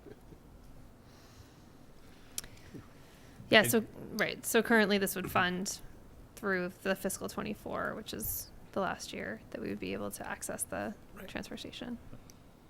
Other questions on that? Nope. Great. Okay. So, and then I wanted to. So can I just, would now be the time to ask the question? I think we're going to go. I was going to go to the budget separate. Okay, if that that's makes fine. sense. Yep. I wanted to show the board. I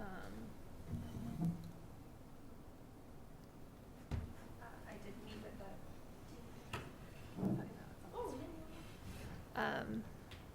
I did meet with the finance committee to go over several different articles last Thursday.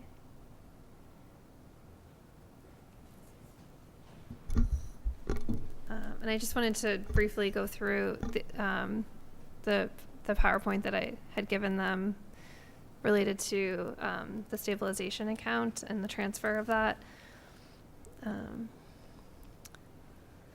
This is where I had issues last. Okay. So this is just explaining. We talked about this before, but explaining what free cash is and what stabilization is and what the difference is. Stabilization, when we talk about stabilization for related to Article 4, we're talking about stabilization as in sort of the rainy day fund. And so stabilization gets invested. It can only be spent by a 2/3 vote of town meeting. There's really no intention to use stabilization funds except in some sort of extraordinary event or emergency. Free cash is is appropriated by town meeting also, but by a majority vote. And we do speak to the use of free cash in our comprehensive fiscal management policy. These are the definitions that are in your budget books. Best practices, this is the board's policy, so you know this, that we follow the GFOA guidelines. So GFOA guidelines for fund balance guidelines recommends at a minimum that general purpose governments, regardless of size, maintain unrestricted budgetary fund balance. So our stabilization and free cash have no less than 2 months of regular general fund operating revenues or regular general fund operating expenditures. So that's that footnote at the bottom of the slide is actually the footnote in your policy. So their recommendations, 16.7% of the budget. We actually stay between 10 and 15. That's our goal. So the town will endeavor to maintain free cash to equal to 5 to 7% of general fund, and then also stabilization, 5 to 7% for a combined of 10 to 15%, and that's in line with that GFOA guideline. Here's just briefly sort of where free cash comes from. I think we hear a lot that a lot of people feel or expect that money comes from unexpended budgets, which it does. It does come partly from unexpended budgets, unexpended or unencumbered budgets, but it also comes from local receipts that exceed estimated receipts, actual revenue received that's not estimated, prior year's free cash that's not appropriated, overlay surplus not appropriated. These are just sort of the things that we talk about at town meeting, but all the things that contribute to free cash. And then there's also items that can reduce free cash. So if, revenue deficits or local receipts shortfall. That second bullet was something we were really concerned about in COVID. As you know, we estimated our hotel motel tax or meals taxes, and then we had to adjust those because we knew that they would come in lower and we weren't sure how low. The reserve fund summary just showing at the bottom that if everything is approved for the use of free cash, we'll be within that 10 to 15% for the stabilization of free cash, and that's the 12.69%. And this is actually from the budget hearing presentation. So actually that number is adjusted a bit because we've actually proposed more free cash use in this warrant. This was part of my budget presentation, but when we have too much free cash or excess of free cash, we use it to lower the tax rate, fund unfunded liabilities, and then appropriate to stabilization. So this is the same graph that I had showed you before, that I show you every year, except it adds that red, which shows the use of free cash and the increased use in fiscal, proposed for fiscal 24. 23. And so one of the things that we use free cash for, according to our policy, is the funding of stabilization. So this shows what our current amounts are and current percentages, again, based on everything getting approved in that first warrant version. And then our proposed balances if we do transfer this money. And so the reason, again, that we're not within that quite at 5% is that we're basing it on a known number of the fiscal 23 budget. So we would be at 5% fiscal 23. We're always chasing that number because as our budget goes up, the percentage changes. We're also proposing to use free cash to lower the tax rate, the $450,000 of free cash in FY24. And then proposing to use it to fund unfunded liabilities, which is the OPEB policy that was approved about a year ago.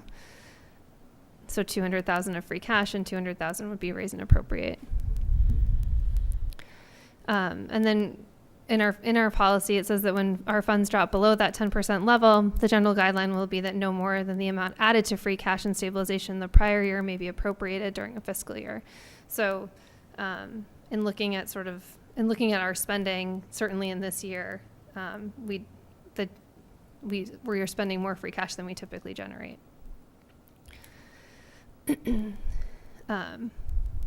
This is our free cash compared to our data dashboard communities for fiscal 22. One of the questions that we've gotten before is, why does Westborough have so much free cash in reserve as opposed to some of these other communities? And so my last couple slides are just examples from some of these other communities and what their warrants might look like. So this is really hard to see, but this is The town of Sharon, their 2022 annual town meeting warrant. You can see this, they've laid out their capital plan, and you can see several B's going down that funding source. That's a borrow. So they're borrowing for a tractor that's $200,000. They're borrowing for underground storage tanks, it's $450,000, and even wireless access points at $25,000. They don't have the access to the free cash that we do. This is the town of Southborough, I believe. Yep, Southborough. This is their capital plan, and you can see that except for the one item being funded through out of ambulance receipts reserved, which we do that as well, most of them are being funded through the levy, so raise and appropriate. And then this is the town of Hudson. And Hudson did, right above this Article 8 is their capital plan, which most of it is funded through free cash, similar to us. But some of these other articles that follow, 450,000, 525,000, articles that we typically would see a free cash funding source, we're seeing borrows. So obviously lots of things factor into how communities spend their money, but just an example of our access to free cash makes funding our capital and caring for our infrastructure those decisions a little bit easier, understanding that they're not going to impact the tax rate. And so I just wanted to show that to you because I had shown it to the Finance Committee.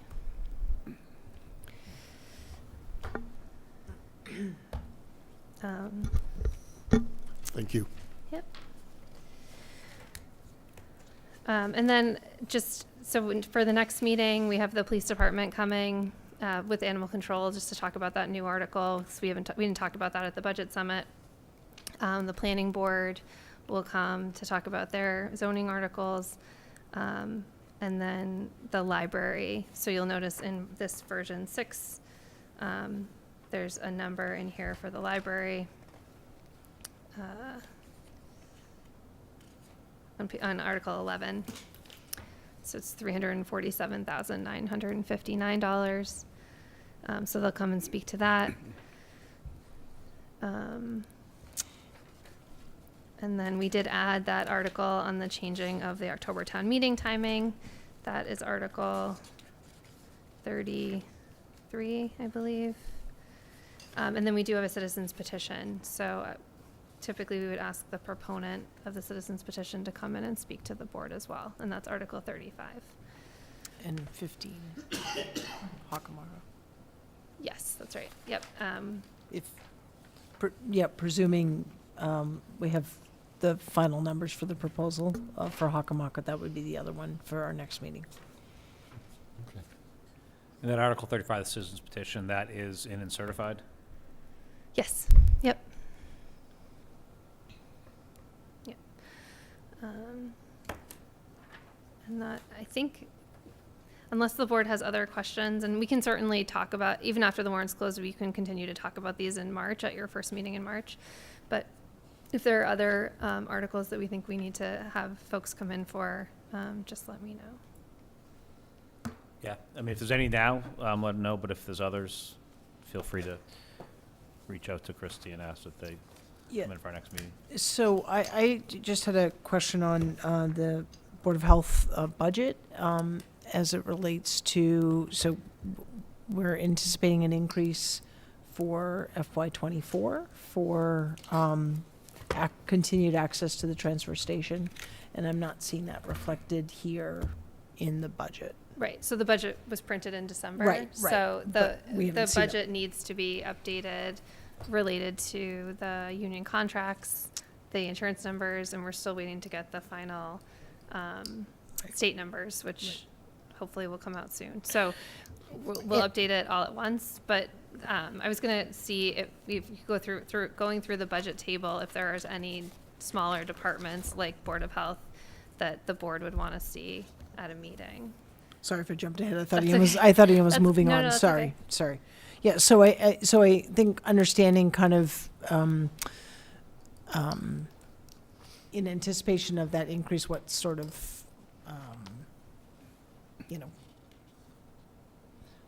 are we fully expecting the increase that was originally presented? Is that the final number? Understanding a little bit more about that line item in the budget would be helpful. Because it's a 50% increase, you know, on the Right. disposal per ton.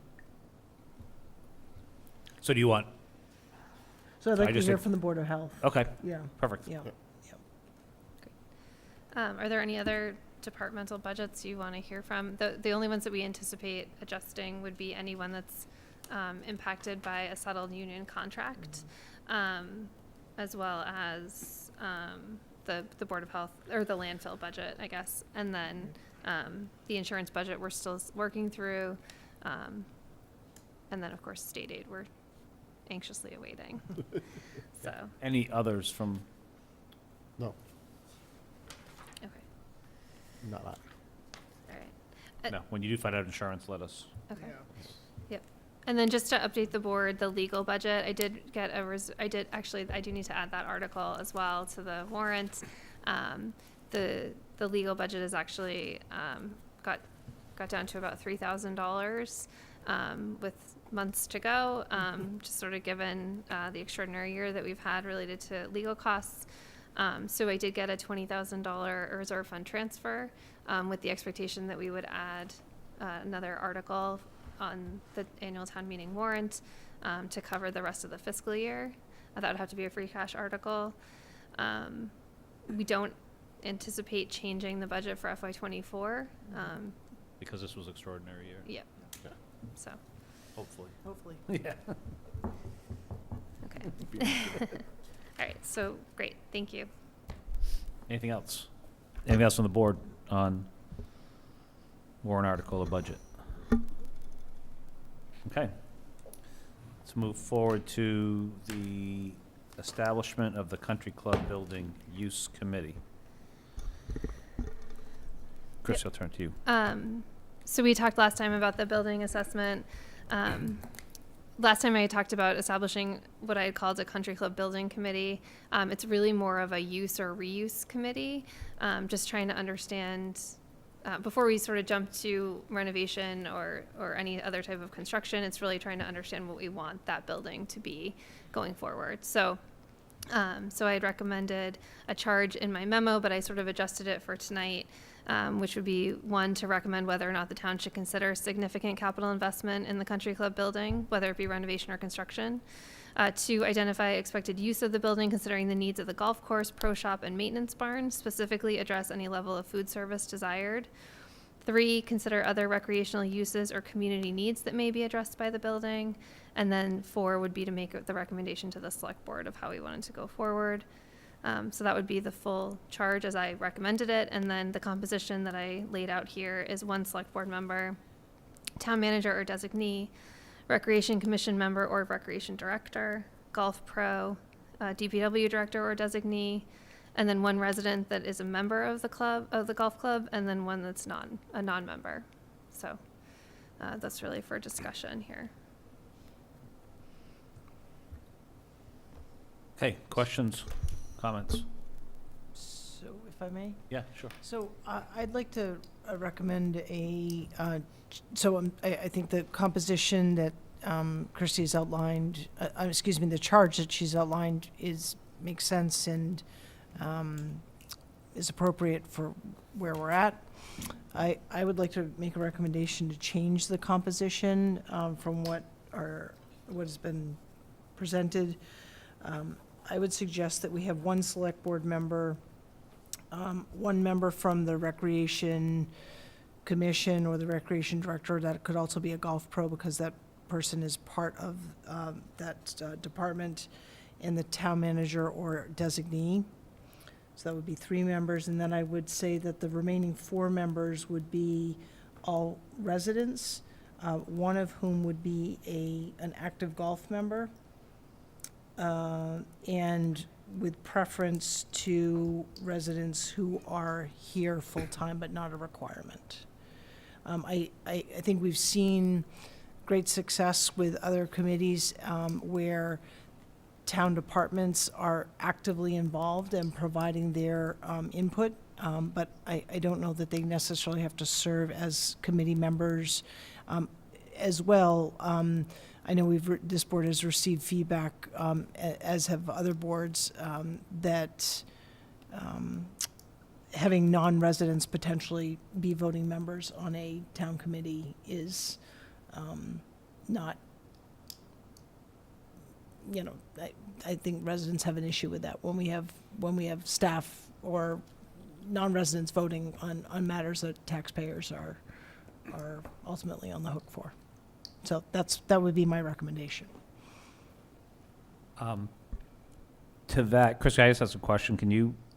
When you put through that composition, can you just explain kind of your rationale for the composition? Sure. Select board member, town, obviously just being the chief executives of the community. Town manager, as by charter, I'm responsible for facilities, also overseeing these departments. Other recreational programs besides golf might use the building. Golf Pro, obviously understanding how we would support the golf course with the building. DPW director, we recently moved facilities under DPW, so they've also were the ones who solicited the assessment, so have an understanding of that and could advise. And then I was thinking a resident I thought you might get a lot of interest from residents who are members, which I think is really important perspective, but I also think it's important to have someone who's a non-member. So that's why I recommended both. Okay, that was helpful. Follow on, Shelby, to yours is it, so I had an option, which is, I like the idea of having more residents on there. So a thought was I don't like group creep, but I guess maybe adding it to 9 members, but was your intention more that there's a majority of residents versus, well, select boards are going to be a resident. Right. So I guess I was trying to move away from that. Well, as it was presented by Christy, I just felt like with recreation and golf pro, I mean, those are sort of, to me, two clearly recreation positions, very specific to or potentially specific to the golf use. And depending upon, I felt like it felt like we have a real opportunity to get resident input here, and that was really important. So I like the 3-4 kind of balance. And going to 9, we certainly could. It always gets harder to corral everyone, but I'm not opposed to that if the board wants to do that. But I guess I would say to Shelby's proposal, 7. Being on a committee of 7, it's sometimes hard to wrangle 7. So 9 is that much more difficult. And I think it's possible that, if the Recreation Commission selects a member or asks the Recreation Director to stand in, or the Golf Pro, regardless, the Recreation Director and the Golf Pro, other members of the Recreation Committee, and similarly with the DPW and the Buildings and Grounds Department, can provide information in support of the work. But it also frees them up from not having to necessarily attend meetings where their expertise isn't needed, as the committee develops its recommendations and broadens the input. So I'm generally supportive of the change that Shelby's proposed. I mean, I think there is going to be a lot of interest in this committee, so I think it will be difficult to only pick 2 or 3 residents. I think a combination of Shelby's and Ian's recommendation, I think both make sense. And maybe we try and balance out between the residents, golf club members, and non-golf club members. I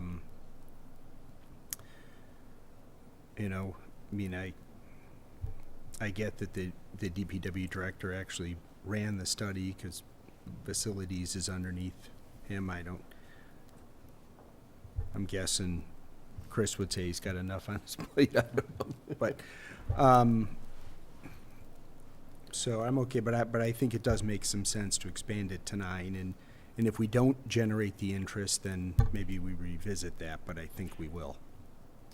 I guess I'm least clear about the need for DPW director or designee as to, we're not talking about the style of the building or the facility elements of the building or anything like that. We're talking about identifying, the future purpose and use of the building. And so,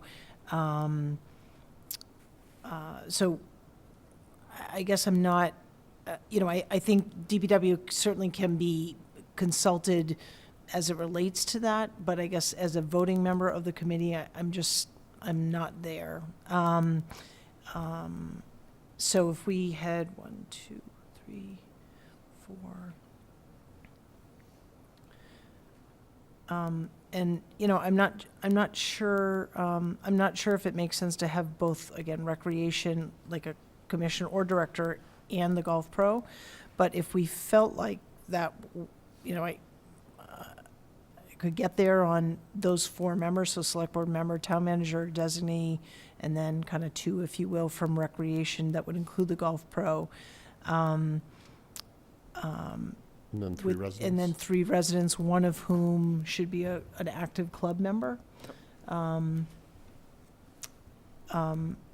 I do think, to Sean's point, there's going to be a lot of interest, so I was really trying to bend this in favor of resident, kind of involvement. But we also have committees where there were openings and we can't get those, seats filled, so.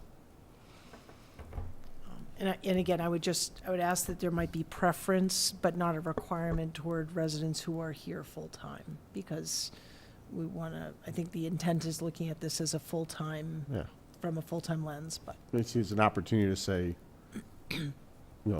what should be there? Yep. And then the question is, does the current building, can the current building be renovated to do that, or is reconstruction or replacement necessary?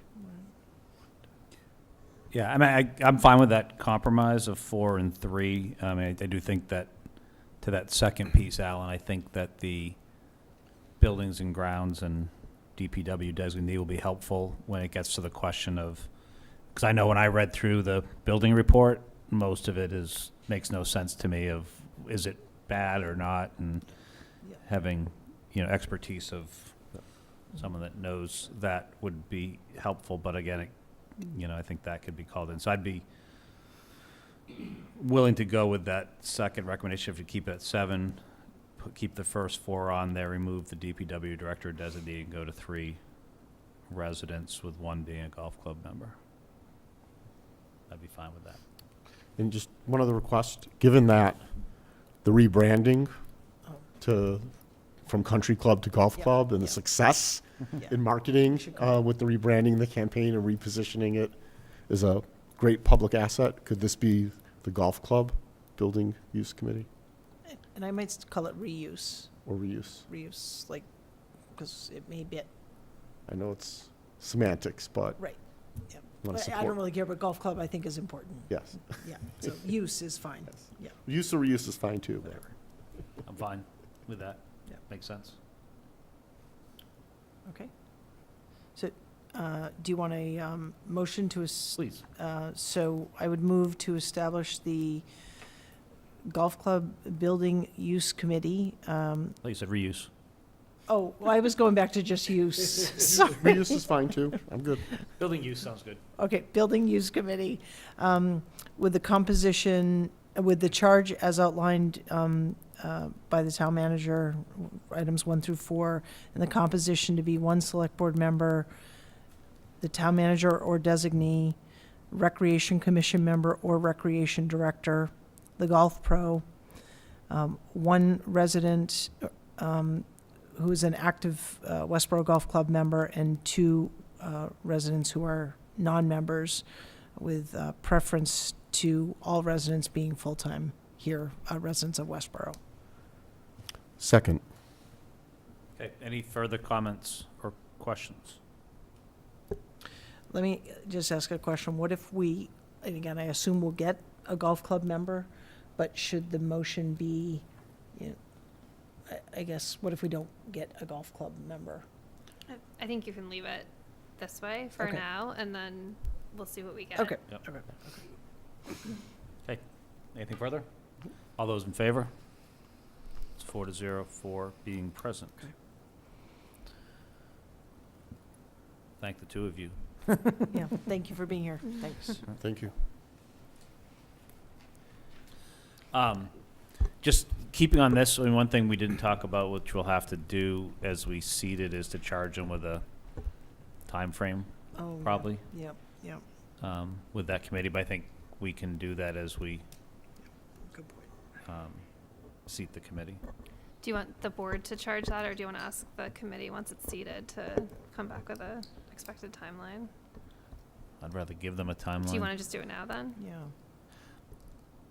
I don't know, I don't have a timeline in Oh. mind, but, no, Yeah, I haven't thought about it, but I think, you know, the vibe that we're hearing, I mean, people are very interested in this, so my take is sooner than later. Yeah. You know, I don't want this to be a 2-year committee, and I think so I do think maybe trying to set this now or at our next meeting would be good for people that are applying for it, because they're gonna wanna know what their Right, commitment right. is. It yeah. really goes to number 4. I mean, make a recommendation to select board by whatever date, so. I mean, are you thinking like 6 months or 4 months? I would think that, I mean, it's a recommendation. It's not like building plans, right? So Right. it's. I would think we'd want a recommendation in time if there's action required at next annual town meeting. Like, I'm not sure that we'll have it in time, For I mean, fall. unless people think you can have it in time for fall town meeting. They That- can always come in early. Right. Yeah. Yeah. I So- think, oh, sorry. Go ahead, no. I mean, I agree. I think setting it for annual town meeting. So maybe we set it for the recommendation to come by the end of November. November 2023. Because Isn't that gives time to create the warrant articles. Correct. And you need to get costs. And budget. Okay. Do you think it's too soon or too? I'm not sure. So, what the so then, concern is. so I'm sorry, Ian. So then you're saying, so for the annual town meeting 24 would be an actual bid proposal. Well, I think depending on what we're doing, I I think mean- it would give us a chance to have articles on sorry. for, you know, whether we have to go for design I understand. bid, or if Yep. the decision's made to Yep. renovate and Yep. we have costs that we'd go for the renovation, whatever. Again, I think that's fine. you know, and Matt just left. I know that when I was renewing my thing, he was constantly on the phone because people are calling, you know, concerned about the golf club closing, whatever. I think we've continued to get that message out. So I think getting something going on that people knowing will be better for the golf course longer term. 2 is, and again, this is not leading in any way, but if the decision is to put a restaurant in there, the sooner the better. I mean, Sure. once you shut something down, it's tougher. The longer you stay out, it's tougher to get it Right. back up too, so. I'm just thinking about the capital planning process, so I wonder if actually October would probably be better than October November. 31st? What's that? So like October 31st? Yeah. So it is will kind be of a the- 6-month First? window. 15th. I mean, mid-October is the best. If they came, because then they would just sort of jump into that. The submissions will have already happened, but at least they could be part of the process before the book is created. I think that October 1st. Yeah. I mean- Yeah, the committee could also come back and say, We need more time. Yeah, We need we more need a couple time, more but weeks, but it October 1st could sets work. the- I'm good with that. No, I think moving quickly is. Yeah. I think we brainstormed in our one meeting of just different ideas. I think it can move Right. quickly, and I Right. do think having public meetings will be important. Right. I think there'll be a Right. lot of, I think, as you said, Yeah. I think there'll be a lot of public interest. We've already seen it. So- And people So interested. do you want to amend the charge? so moved. Yes. Okay, it's amended. Yeah. Oh, yeah. All those in favor of the amended charge, including October 1st. So, perfect.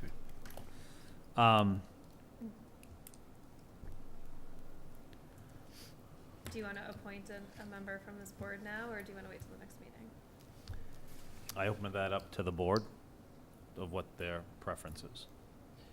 Ian, you interested? I am interested, but I know that others are interested too, so I want to throw it out there. I'm definitely very interested, but So I'm also very interested in being that Patrick isn't here and it's a board appointment, I guess I'm wondering if we should probably we wait. should We can wait. Yep, that's what we've done before. Yeah, Yep, yeah. So, yeah. No harm in waiting. Are others interested too, or? I think it'd be interesting. I can't make that time commitment, given my current responsibilities, so. I'll have after our first select board meeting after town election, I'll have more time in my hands. Or whoever's gonna be chair, I should say. You might get, Whoever the next you chair might get is. reelected. No, I won't. I'm not running for that. That sounds like a He challenge. said, Other committees do it. You're doing a great job. Great, You are, yeah. you are. okay, well, we could jump right over that now, so, He was the extended chair during COVID. He right? was. I was. We could just, yeah, it could be like a thing. Okay. maybe I extended COVID. So next on the agenda, item 7, execute intermunicipal agreement to establish a regional emergency communications center. Christy, I'm gonna let you kick this off, and I can add in, as I think as folks know, Christy and I have spent a lot of time, Christy much more even than me, working with the town managers, administrators from Southborough, Grafton, Hopkinton on this, as well as many others, and the chairs of each select board. So we've been meeting weekly and more with stuff. So turn to you, please. So we've been talking about forming this regional emergency communication center, I think for at least 2 years. I think the chief came to you with the idea. We originally went through a feasibility study with some other communities that we're talking to right now. Wasn't going to work out with those communities, just mostly based on their level of interest. And then we commissioned another feasibility study, and so that feasibility study has really brought forward some points about how this would work. And so I just was gonna, just for the community, kind of remind everyone what the benefits are. So regionalization is a collaborative approach to emergency response between multiple municipalities. These municipalities share costs, resources, and benefits related to emergency response. Massachusetts is home to 32 regional emergency communication centers, with 7 more currently pending. And of course, we're exploring our REC with Grafton, Hopkinton, and Southborough. This is just a map that shows the PSAPs across, so the consolidation of PSAPs across the Commonwealth. And you can see that there's a lot of white in Metro West, so that we would really be filling a gap with this REC. This comes right from the feasibility study. So these are our potential partners. This is our population and total calls, and this is what our assessment would be based on. What we're proposing is a local regional dispatch center that's a standalone district, so it's not hosted by a community. Some of the other ones are hosted by a specific community. This would be not, so it would function as its own entity, and it would have oversight from 3 different boards. So the board of directors, which we talked about, would be made up of the one of the chief executive officers of the town of Southborough, and then the manager, or the chief administrative officer for the other communities. There's a finance subcommittee, and then also an operations committee, which is staffed by our 2 chiefs. It's planned to be located at the Hockomock Pond site. We did just last week have a meeting, myself, Chief Purcell, and our new conservation director.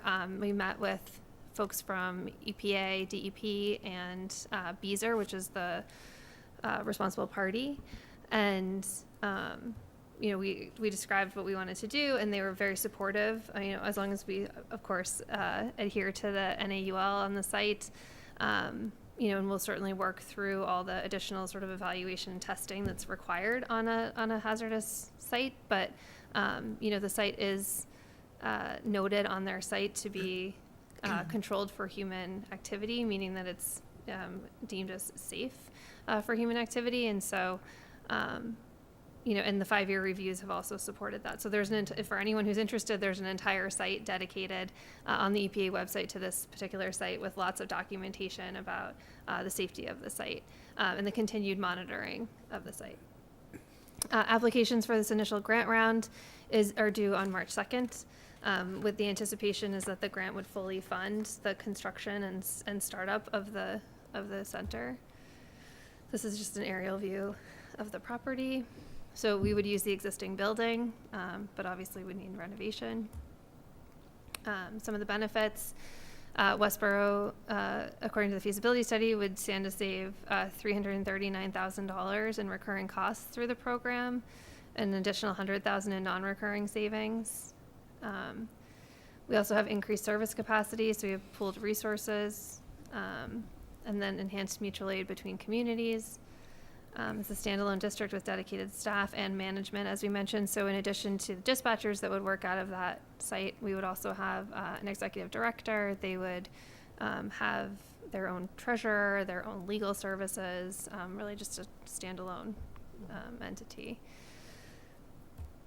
Oh, and then we have the levels of authority. So there's potential growth opportunities for career dispatchers in that facility. So the next step, tonight, Westborough, Grafton, and Hopkinton are considering signing of the IMA that I passed out to you.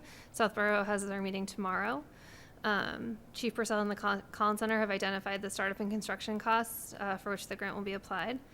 And then once that's submitted, we would begin working on the lease agreement. So as you can see in the IMA, it acknowledges that the district would have to negotiate a lease agreement with the property owner, which is the town of Westborough.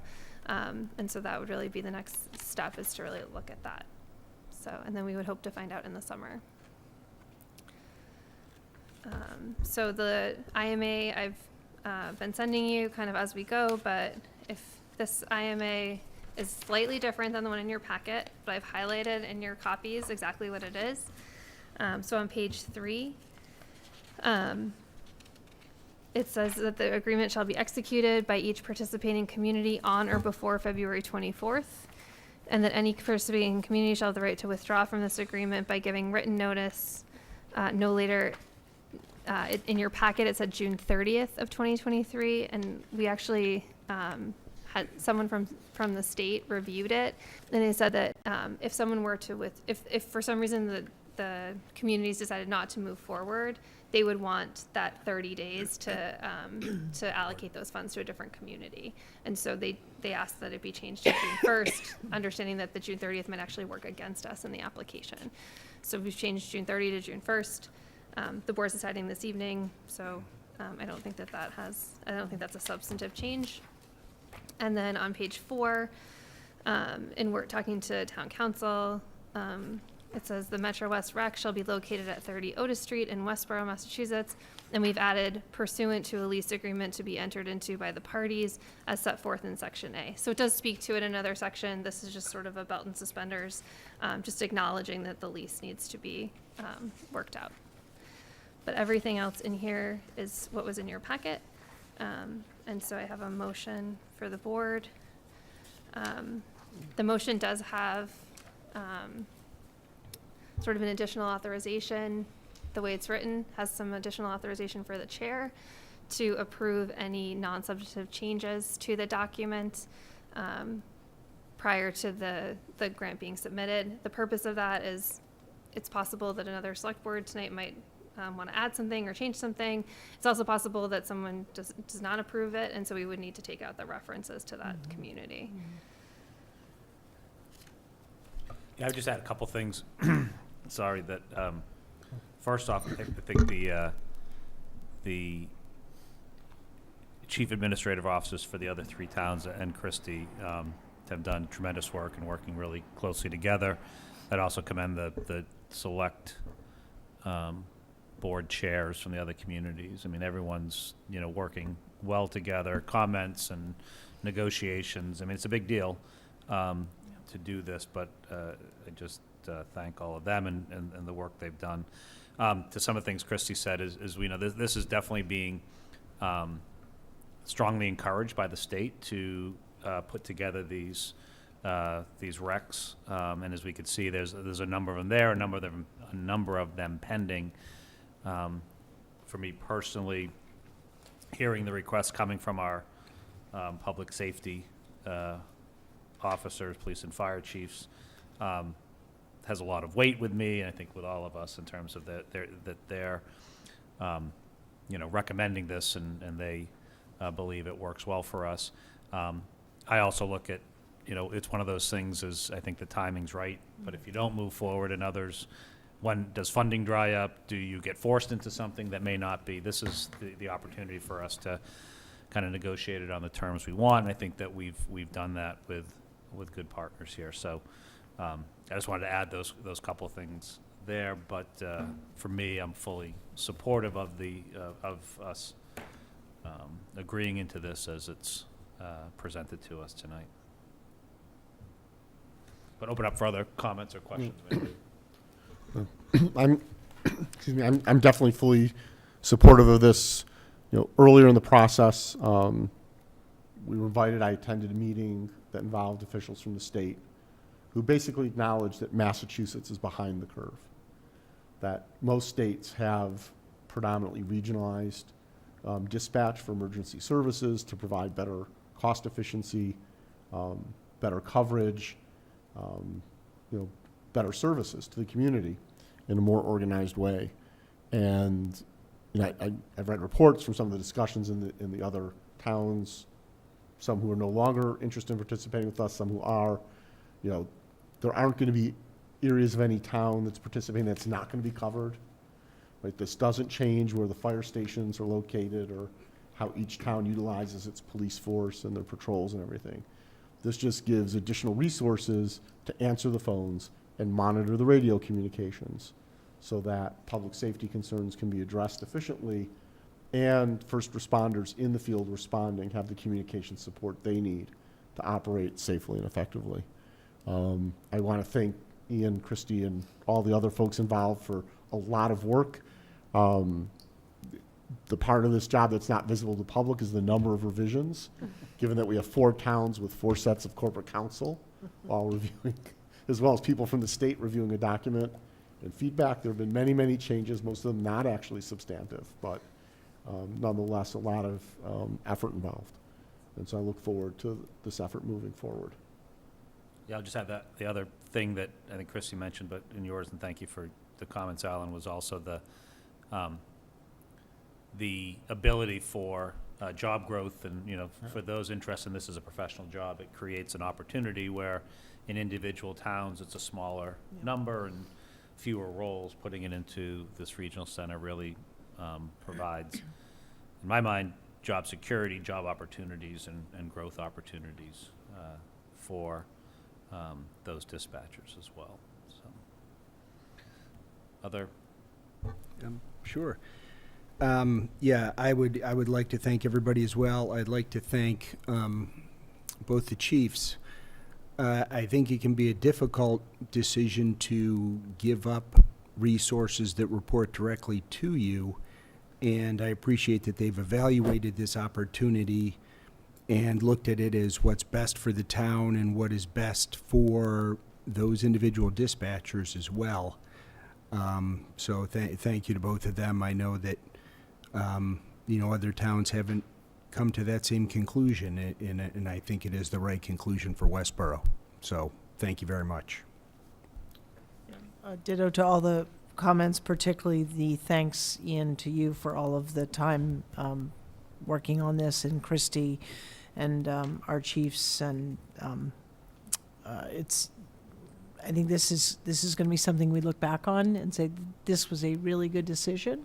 I also think it certainly, as Christy mentioned on the slide, as it relates to regionalization, it's something we've talked about. We've continued to look for ways to do that, and this is a big step.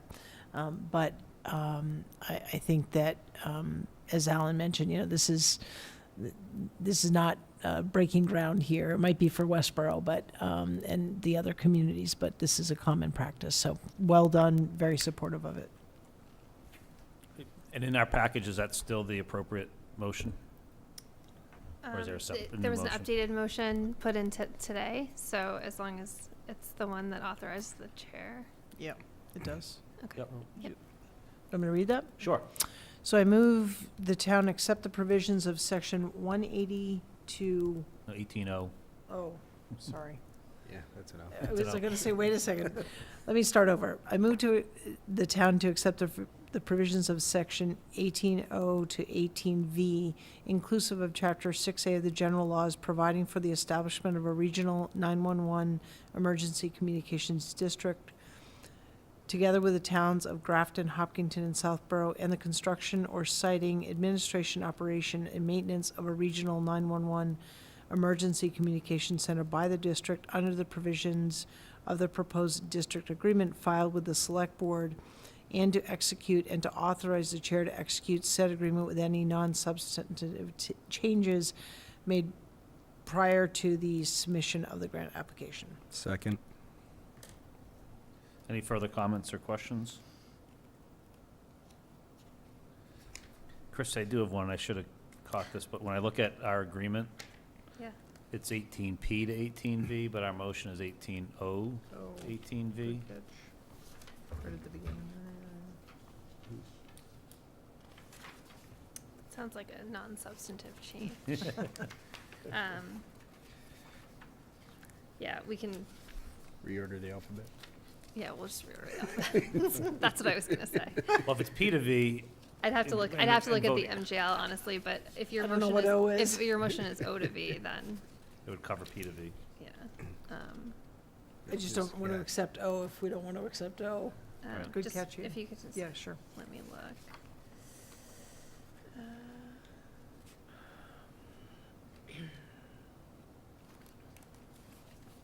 Oh, it's not in this one. No, I was just looking at that. It's P to V in the next paragraph down Yeah. too. Oh, I see, yeah.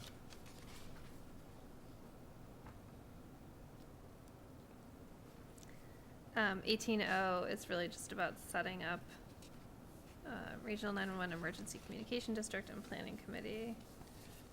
It should be 18O to 18V in the document. Yeah, I think Looks the like- document needs to be updated. Okay, so our motion is good? So we were right. Good catch. That's what I took from that. But I think the discussion here, for some reason 18O, they say it's not necessary, we've voted to include P and V, we can, Right. I think our motion would cover it. in my opinion. I mean, it's in two spots. It's in Yeah. the preamble as well. Go through. Okay, any further questions or comments? Not all those in favor? It's 4-0, 4 being present. Great, thank you. Very excited about that. Okay, next on our agenda is, we already did town manager's report, appointment and reappointment requests. So the first one is the appointment of Jeff Levine, Jeff Levine. I think it's Levine or Levine to Sustainable Westborough. So I would move to appoint Jeffrey Levine to Sustainable Westborough for a term to expire June 30th, 2023. Comments or questions? All those in favor? I'll second. Oh, Thank you. sorry. Yep. All those in favor? Moving too quickly. Testing you. Okay, and the next is reappointments to Westborough TV Board of Directors, and this is for Ken West and John Gallina, which I know we have their letters here requesting that. Is there a motion? I move to reappoint Ken West and John Gallina to the Westborough TV Board of Directors for a 3-year term to expire December 31st, 2025. Second. Okay, moved and seconded. Any comments, questions? All those in favor? 4-0, 4 being present. And just note, there's still one open seat on that board if anyone else is interested in stepping forward and helping direct a great organization. Great.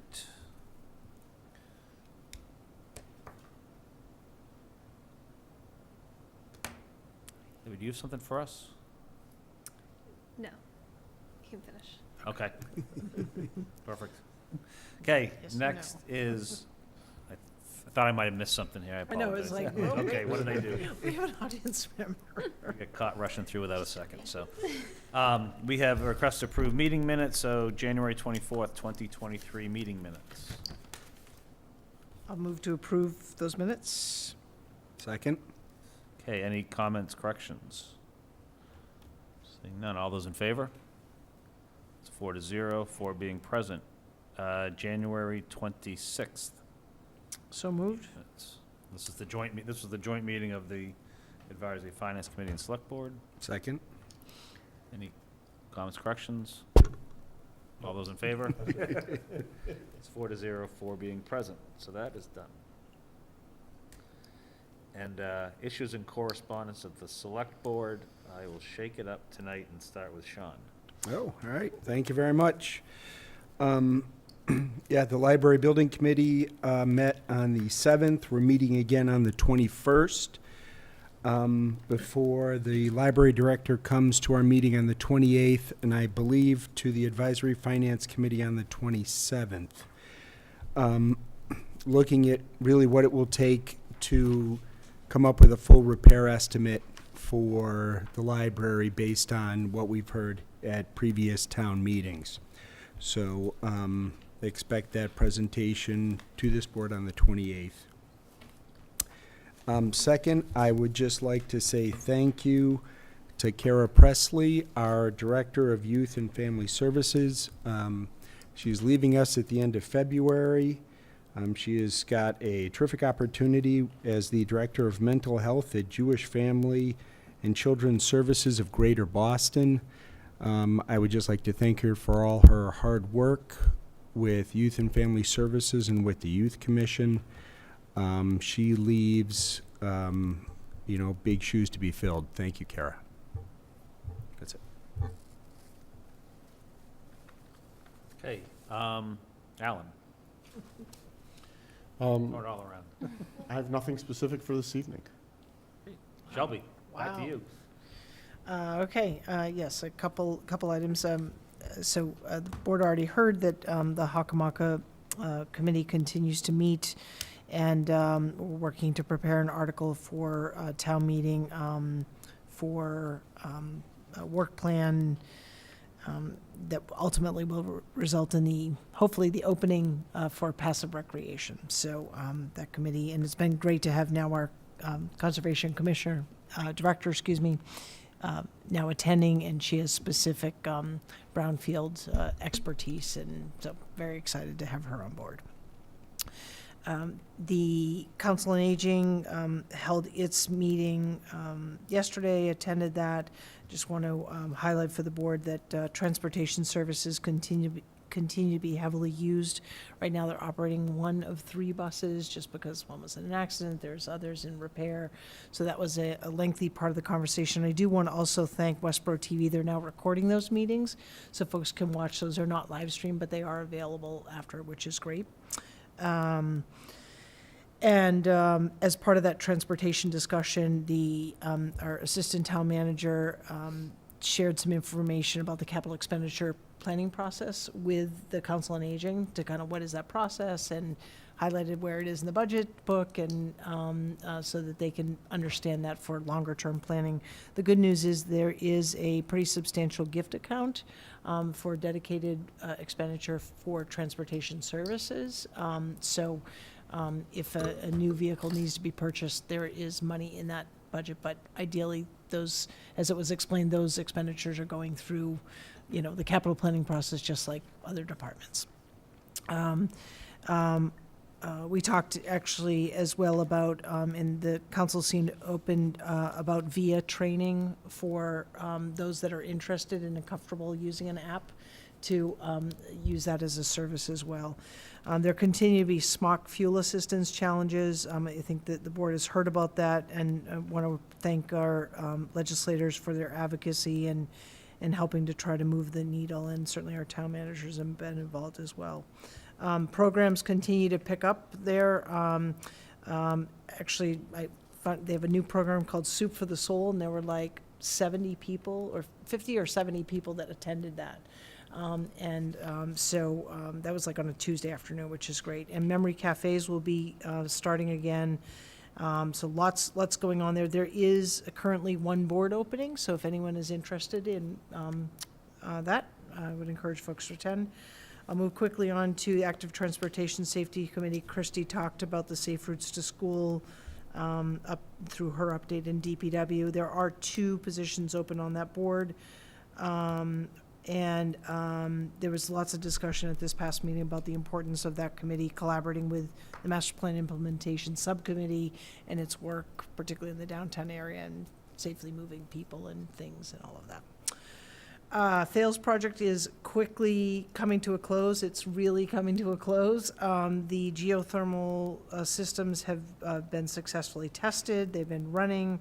The expectation is that all work is wrapped up by the end of February vacation and done. And finally, the Waste Management Exploratory Committee is planning to bring a recommendation to the Select Board at our March 28th meeting. So, and my final thing, just community, not town related, we are going to, there's an International Women's Day celebration that will be taking place on March 8th from 6 to 7:15 p.m. in the Forbes building in the Grand Hall. It's a multi-generational event intended to engage girls and women ages 10 plus to celebrate local women leaders and to share kind of in that experience. So more information will be publicized on that. And Christy will be one of the headliners. So. Wow. Right? Good job. Yeah, it's awesome. Thank you. Yep. Quickly on mine, Trustees of Soldiers Memorial, we met last week. A couple things. We did meet with David Nurse, who, as you know, was instrumental behind the creation of the new Militia and Minuteman, or the additional Militia and Minuteman Memorial that has been sited up at Minuteman Park, up by the reservoir. We are having the dedication ceremony, so David came, we talked about it in the trustees meeting. That is scheduled for April 15th, and up at Minuteman Park, and we're working on sending out invitations. Celia doesn't know it, but I was asked to work with her to get some out, so I'll be working on that to help get those invitations. And that's reaching out to all of us. Will get invitations. Hopefully, folks can join. It'll be a great event. Lee Emery has agreed to be the master of ceremonies for that. She has a relative that is on there, as does the Nurse family. I think there's one other family that's still in town that has a relative that is recognized on that plaque as well.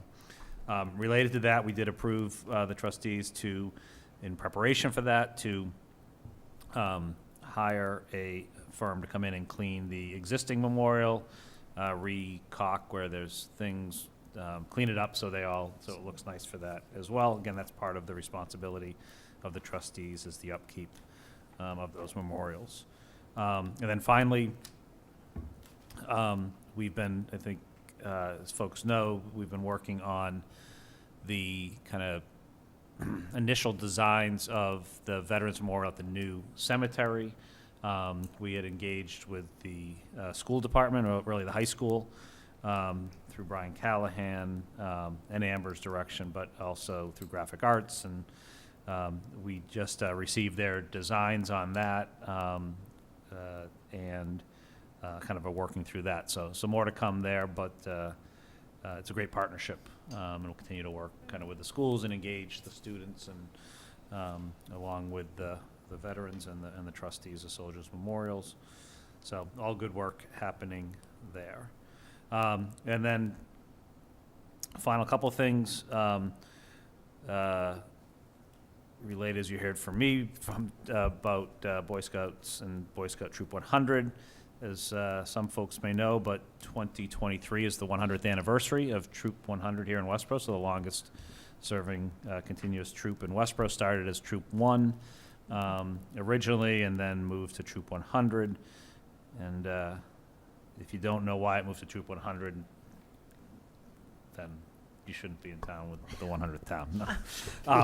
But anyways, but they are celebrating. There's an event at the Knights of Columbus Hall on the night of March 4th to celebrate that. Everyone is invited, especially alumni, parents, whatever. But anybody can attend that event. Being catered by Dan Flood in the Central House. So, as a proud Troop 100 Eagle Scout and alumnus, Dan is working with us on that, and that is followed by the following morning at the Knights of Columbus is the 44th annual Troop 100 Pancake Breakfast, which is a great community event. Have a celebration camp out. Exactly. So that will be from 7:30 to 1 at the Knights of Columbus on Sunday, March 5th. All you can eat pancakes, eggs, sausage, gluten-free is available for those that are gluten-free. So there are gluten-free pancakes and those options there, all put on by the Scouts. They cook, they serve, et cetera. So it's a great event. Always a great community turnout. It's good to be actually able to do it back in person again. So definitely looking forward to that. And you will see Scouts around town. They started this past Saturday and Sunday selling tickets at various locations, and they'll be doing that over the next 2 weekends as well.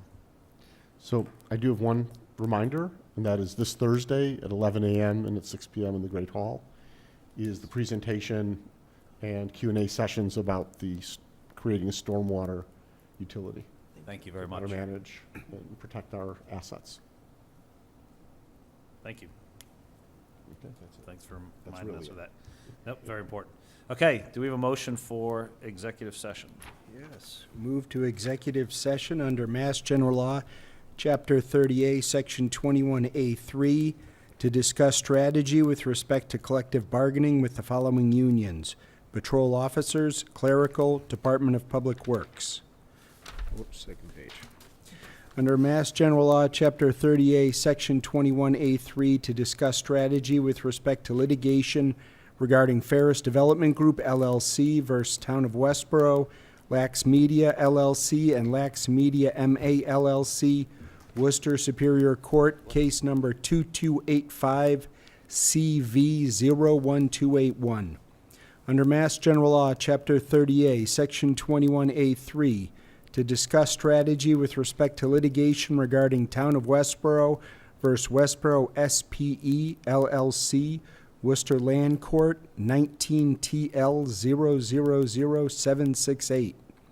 Under Mass General Law, Chapter 30A, Section 21A3, with respect to litigation regarding 129 East Main Street, Town of Westborough versus Westborough Retirement Residence, LLC, Worcester Superior Court docket number 2185 CV 00292. Under Mass General Law, Chapter 30A, Section 21A3, with respect to litigation regarding federal multi-district litigation versus CVS, Walgreens, Walmart, Teva, and Allergen. Under Mass General Law, Chapter 30A, Section 21A7, to act under the authority of the Select Board to approve executive session minutes of January 24, 2023. And I declare that an open meeting would have a detrimental effect on the board's bargaining and litigating position. The board will not be reconvening in open session at the conclusion of the executive session. Can I have a second for the motion? A second. Okay, moved and seconded. Roll call vote. Edinburgh, yes. Johnson, yes. Keo, yes. Marshall, yes. We are now in executive session. Thank you, Thank you to Westborough. Westborough TV and Karen Henderson.